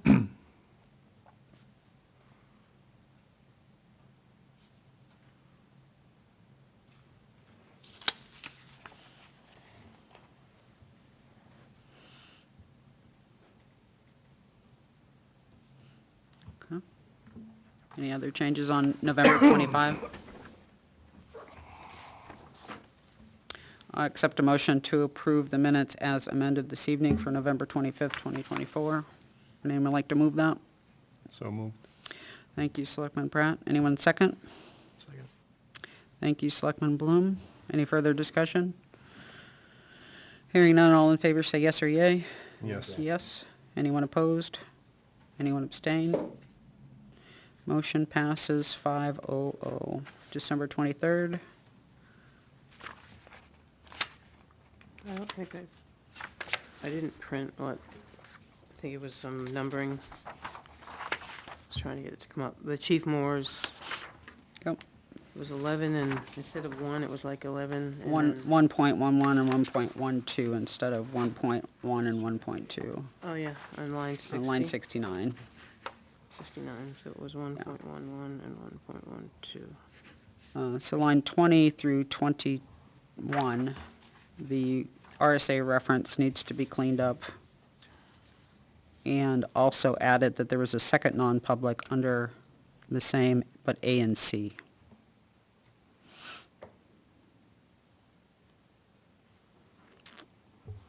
And somewhere in that meeting, we also made a vote to seal and restrict the minutes from A and C. And that needs to be recorded.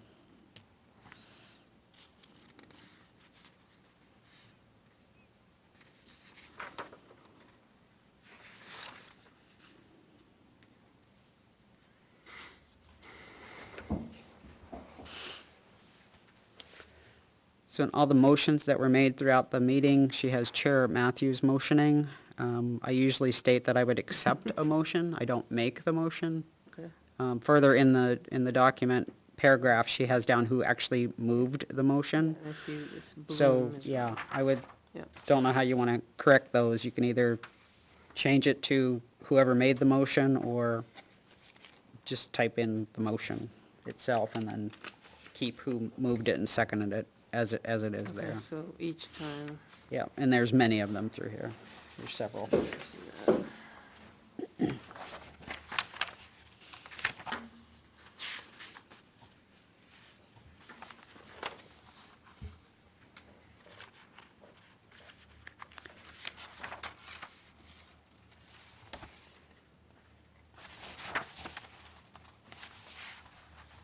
Okay. 157 has down that they're on call year-round. I'm not sure that that's completely accurate.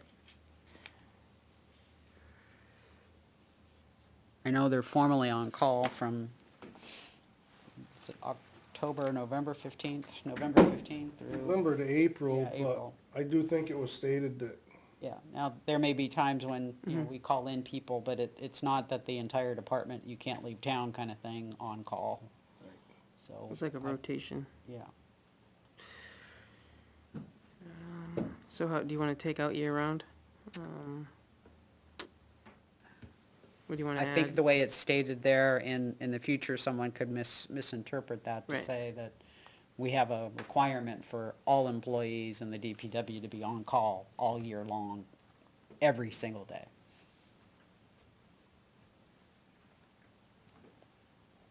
Could you say could be on call? Says the highway department overtime's not mandatory overtime department, but could be on call 24/7. I would just say, but they are on call. At various times throughout the year or something.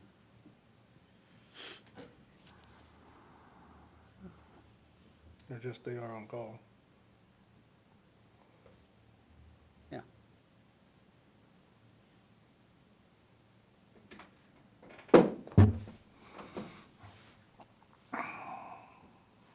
So you want to remove it or add at various times a year? I'll go with whatever Benji said, because he knows how they actually operate between you and him better I than I do. guess I ain't got it right in front of me. I think various times a year kind of spells out that sometimes they. Yeah, because you could be for a flood, you could be for, But at times on call. Or at times on call.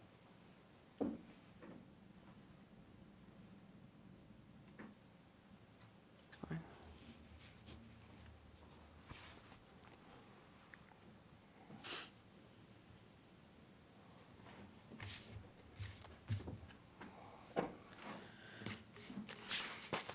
Line 225.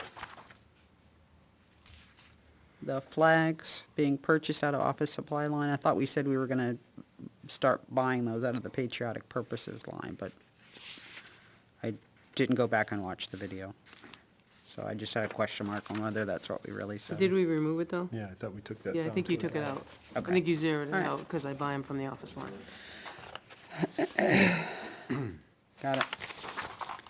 And then consent agenda items, line 323, 324. the 5 items that we had on the consent agenda should be listed there. And 342, I don't recall us talking about our members here on this board not receiving email messages, but I do recall the conversation being that some of our mailboxes are approaching capacity, which could lead to us not getting email messages. So I would suggest some members may be reaching mailbox capacity. Can we go back to, just while we're talking about it? Sure. It's still, in the updated copy we got from Beth last week, it was still on there. I thought we zeroed it out the week before. Let me see what I have in.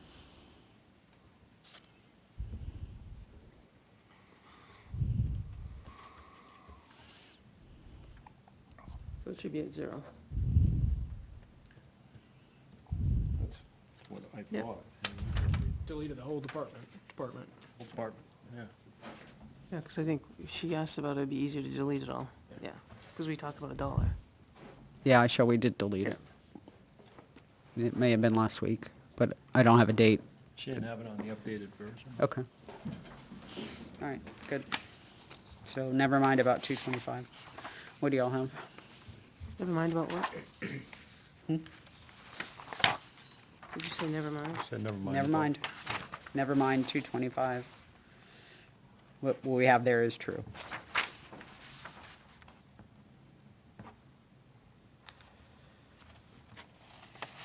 Yeah, so line 280, or 276, rather, for the manifest, the where school accounts, should be 300,000. The 141,787 was the accounts payable, which is down below. Okay. So then there's no total. I'll have to total that. Because there was a total and then you guys previously approved. So there needs to be a total there. Yeah. Sure there was, so.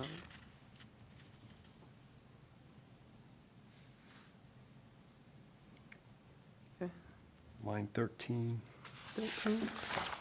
Pratt has an E. Oh, yep.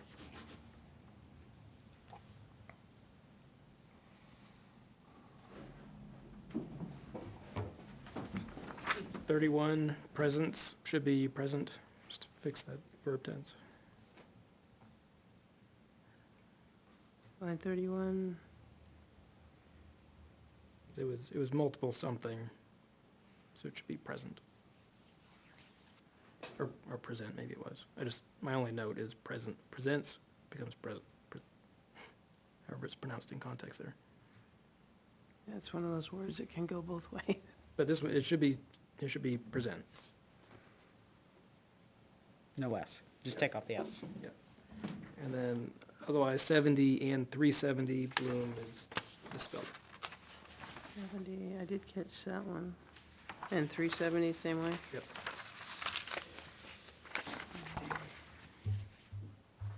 Yep.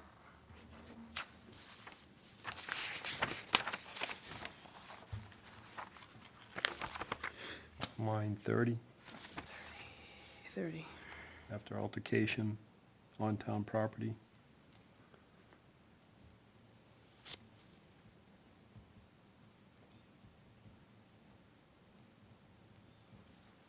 And line 31, after, at connection, should just be connection to, scratch other, and put a committee member.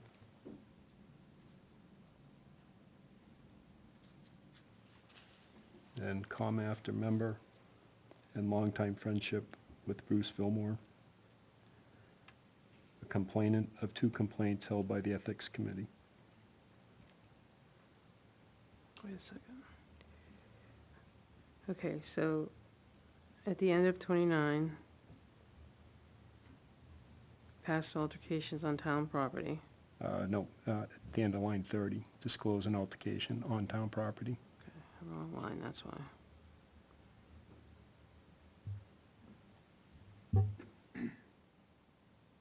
with a Okay. town resident and his connection Yep, to a committee member. member, yep. Take the S, Then comma after member, yep, and longtime friendship with Bruce Fillmore, a complainant of 2 complaints held by the Ethics Committee. I got, a longtime friendship with Bruce Fillmore, of which, what'd you say? A complainant of 2 complaints held by the Ethics Committee.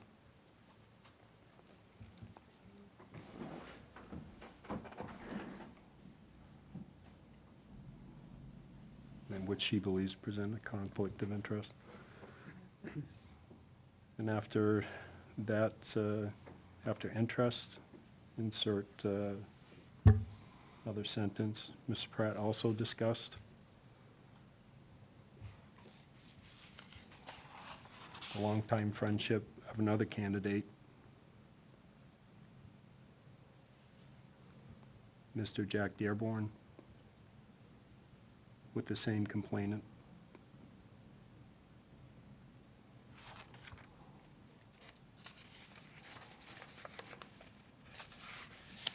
And one more sentence. I haven't finished that one. Yep. I got Mrs. Pratt also discussed a longtime friendship with Jack Dearborn. Of another candidate, Mr. Jack Dearborn.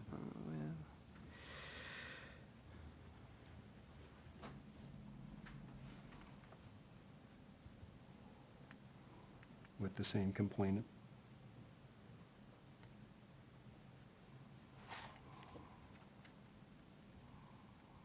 Okay, And then another sentence after that. Mrs. Pratt concluded that through her right-to-know request,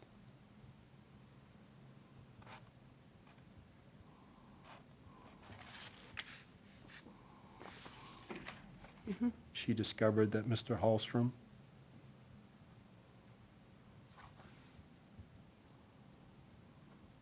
had her missing certified letter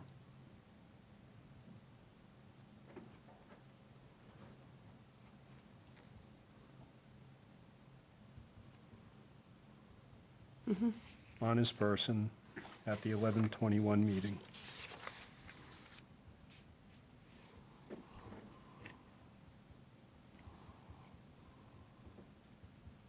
Okay. And failed to inform anyone.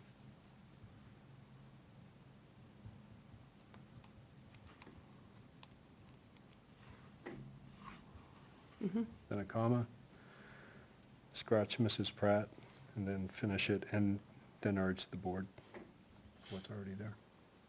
see, so comma and scratch it. Scratch Mrs. Pratt, and then the rest of the sentence stays. Urge the board to, okay.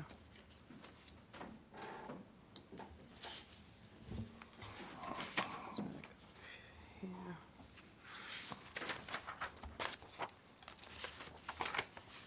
Anything else? All I got. Okay. I'll accept a motion to approve the December 23rd, 2024 minutes as amended this evening. Anyone like to move that? Do we want a second look at them? There's a lot of changes on that. No, they're revised. I would suggest that you send the wording since it sounds like you actually have it. Well, I mean, with all the motions and everything, no. Yeah, we can do that. We don't have to, I'm just, The motions are correct in, just reword. yeah, it's, if you see, like it says Chair Matthews' motion, but it says motion was moved by Selectman Pratt. Okay.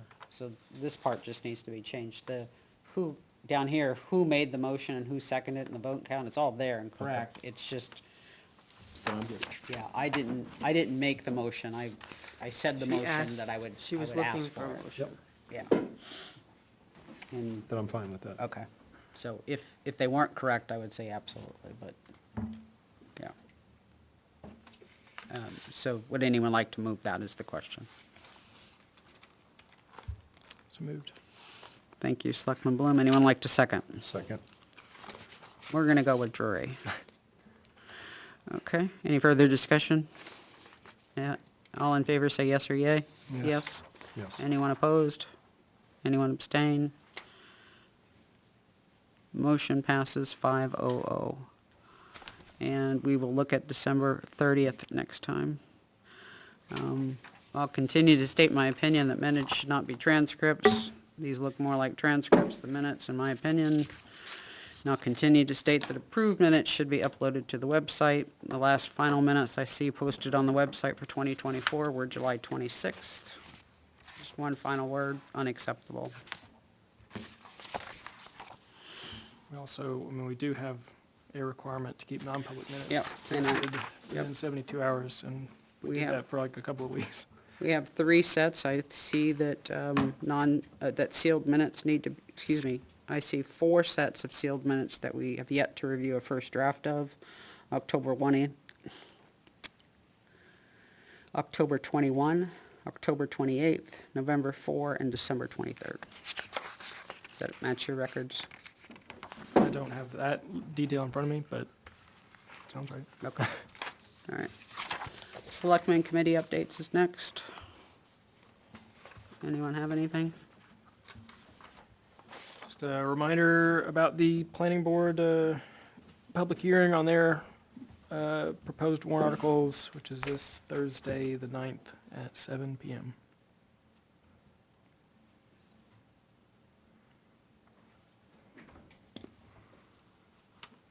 And they are, we talked about 3. There's a solar one,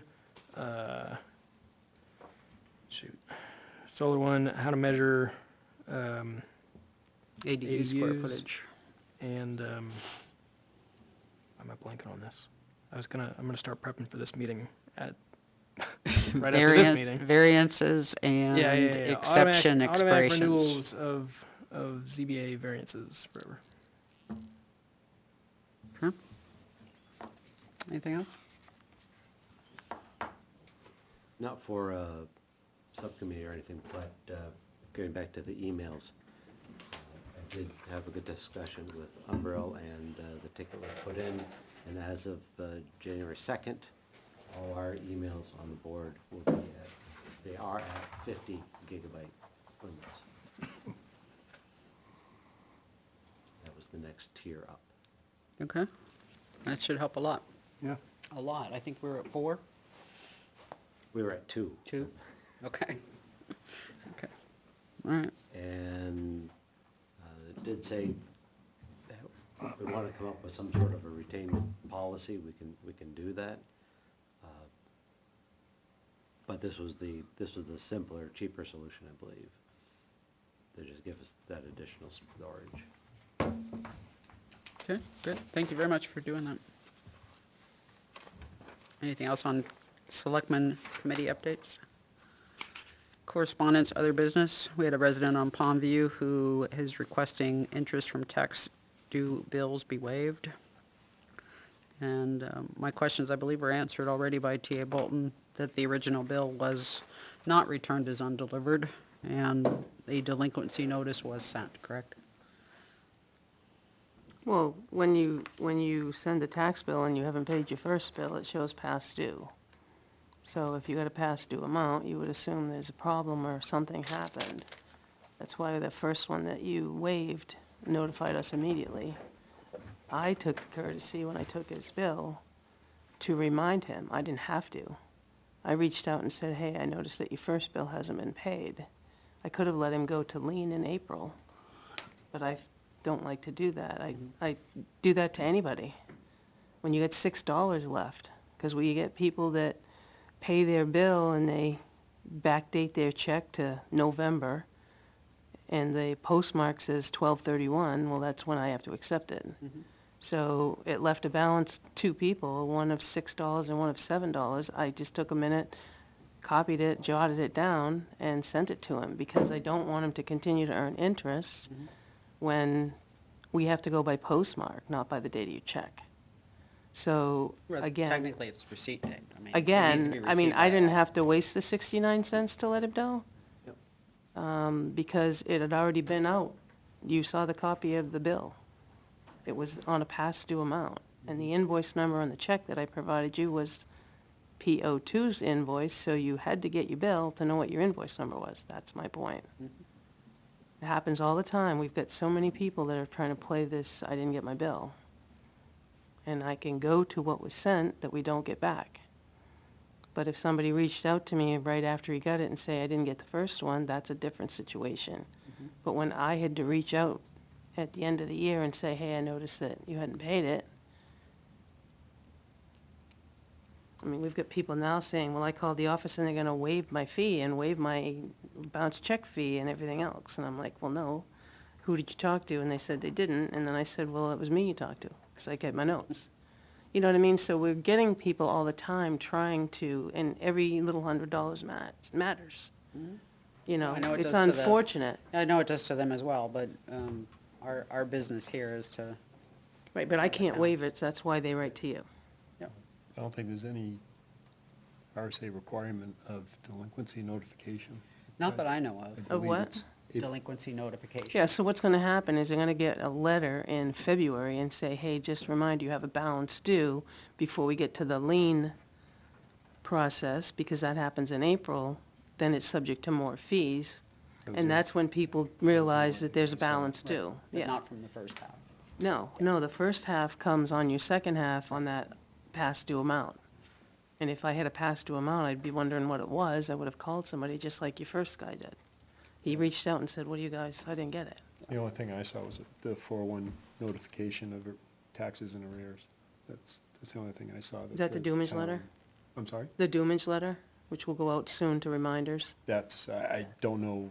Yeah, we'll send them what out it's called, shortly. but, Yeah, Yeah, there was a Yeah, we- taxes in New Hampshire Yep. workbook or something. yeah, we do remind them before we get to the liens, because then once you start a lien process, there's fees.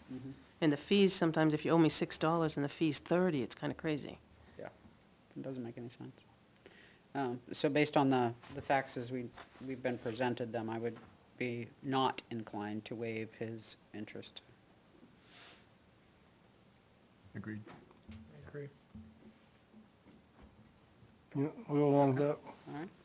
And we had an inquiry from another resident on, I'm assuming resident, it didn't have an address, but, and I didn't look up the person, I'm assuming resident, on the cost of processing cardboard, so, did you receive that? I thought it I went to didn't, board. yeah, he actually joined us he came in late in the meeting, and then he left. Okay, can we get that over to? I think it wasn't he asking instead of bailing it, was Right. to shred it? Yeah, Okay. yeah, so Shred it it had to do with compost. the total cost of processing cardboard, that's my words. Yeah. Peter Bailey, yeah. Yeah, so if you can get that over to Director Fisk. I don't know if there'll be a dollar amount versus that'll go along with it, but. No, I but I suppose you think it's could just, get what we you know, got for yeah. income in 2024 out of it, I guess. Yeah. Yep, and some point in the future, we'll need to put out a call for volunteers for the Southern New Hampshire Planning Commission. I believe T.A. Bolton's commission expired fourth quarter '24, so we have that opening as well as an alternate, I believe. Yep. So we'll need to get folks in there.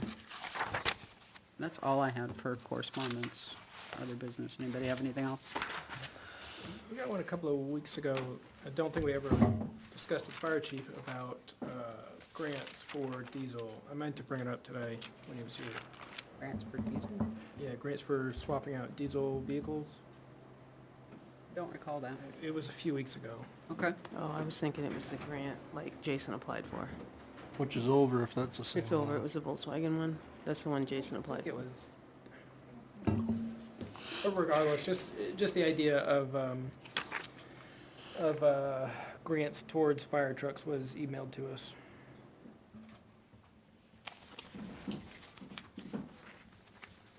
There was one we saw from the vice chair of the, is that the same one, the vice chair of the Conservation Commission? Mark did look into it, and I don't think it was something you could do, but I know what you're talking about, I believe. That is what I'm thinking of. Okay. I took a note to look into that a few weeks ago. Yeah, I think I have a response back from the chief when I sent it, Okay. but I can look.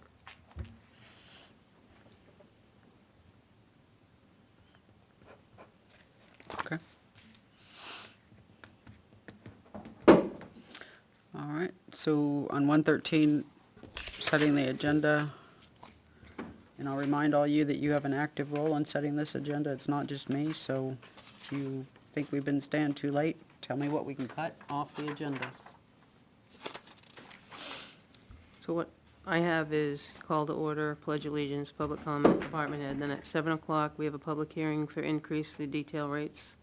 We have to open IT managed service bill, finalize 2025 operating budget. I wrote continue working on 2025 warrant articles and award the Southwest fire generator. It sounds like a full meeting. Mm-hmm. And then it just has the traditional, what we have. Okay. I don't see anything I want to add to that. Anybody? Assign roles. Speaking assignments? Yep. Okay. We do have to have them for the public hearing? No, No, I we just were think just it would gonna be get a better jump on it. if we did it for the public hearing, and that way it's kind of the same way we're gonna do the deliberative. Right. So, no, we don't have to. Oh, I just, Yeah. yeah, that's fine, I just didn't remember that, so. Yeah, No. I don't care, that's fine. I mean, that Shouldn't way. take very long. No, but that way you're prepared, because I'm gonna go, Benji, would you like to address that? And you go, huh? I didn't know you were gonna ask me that. No, that's fine. Not that you couldn't do it, it's just, I didn't know you were gonna ask me that. Right. Yeah, So speaking assignments for articles. Okay. okay. Yep. Anything else before we adjourn? Motion to adjourn at 9:51 PM. I will make that motion. Who wants to second it? Second. Thank you, Selectman Pratt. And all in favor, say yes or yay? Yes. Yes. Anyone opposed? Have a great night, everyone.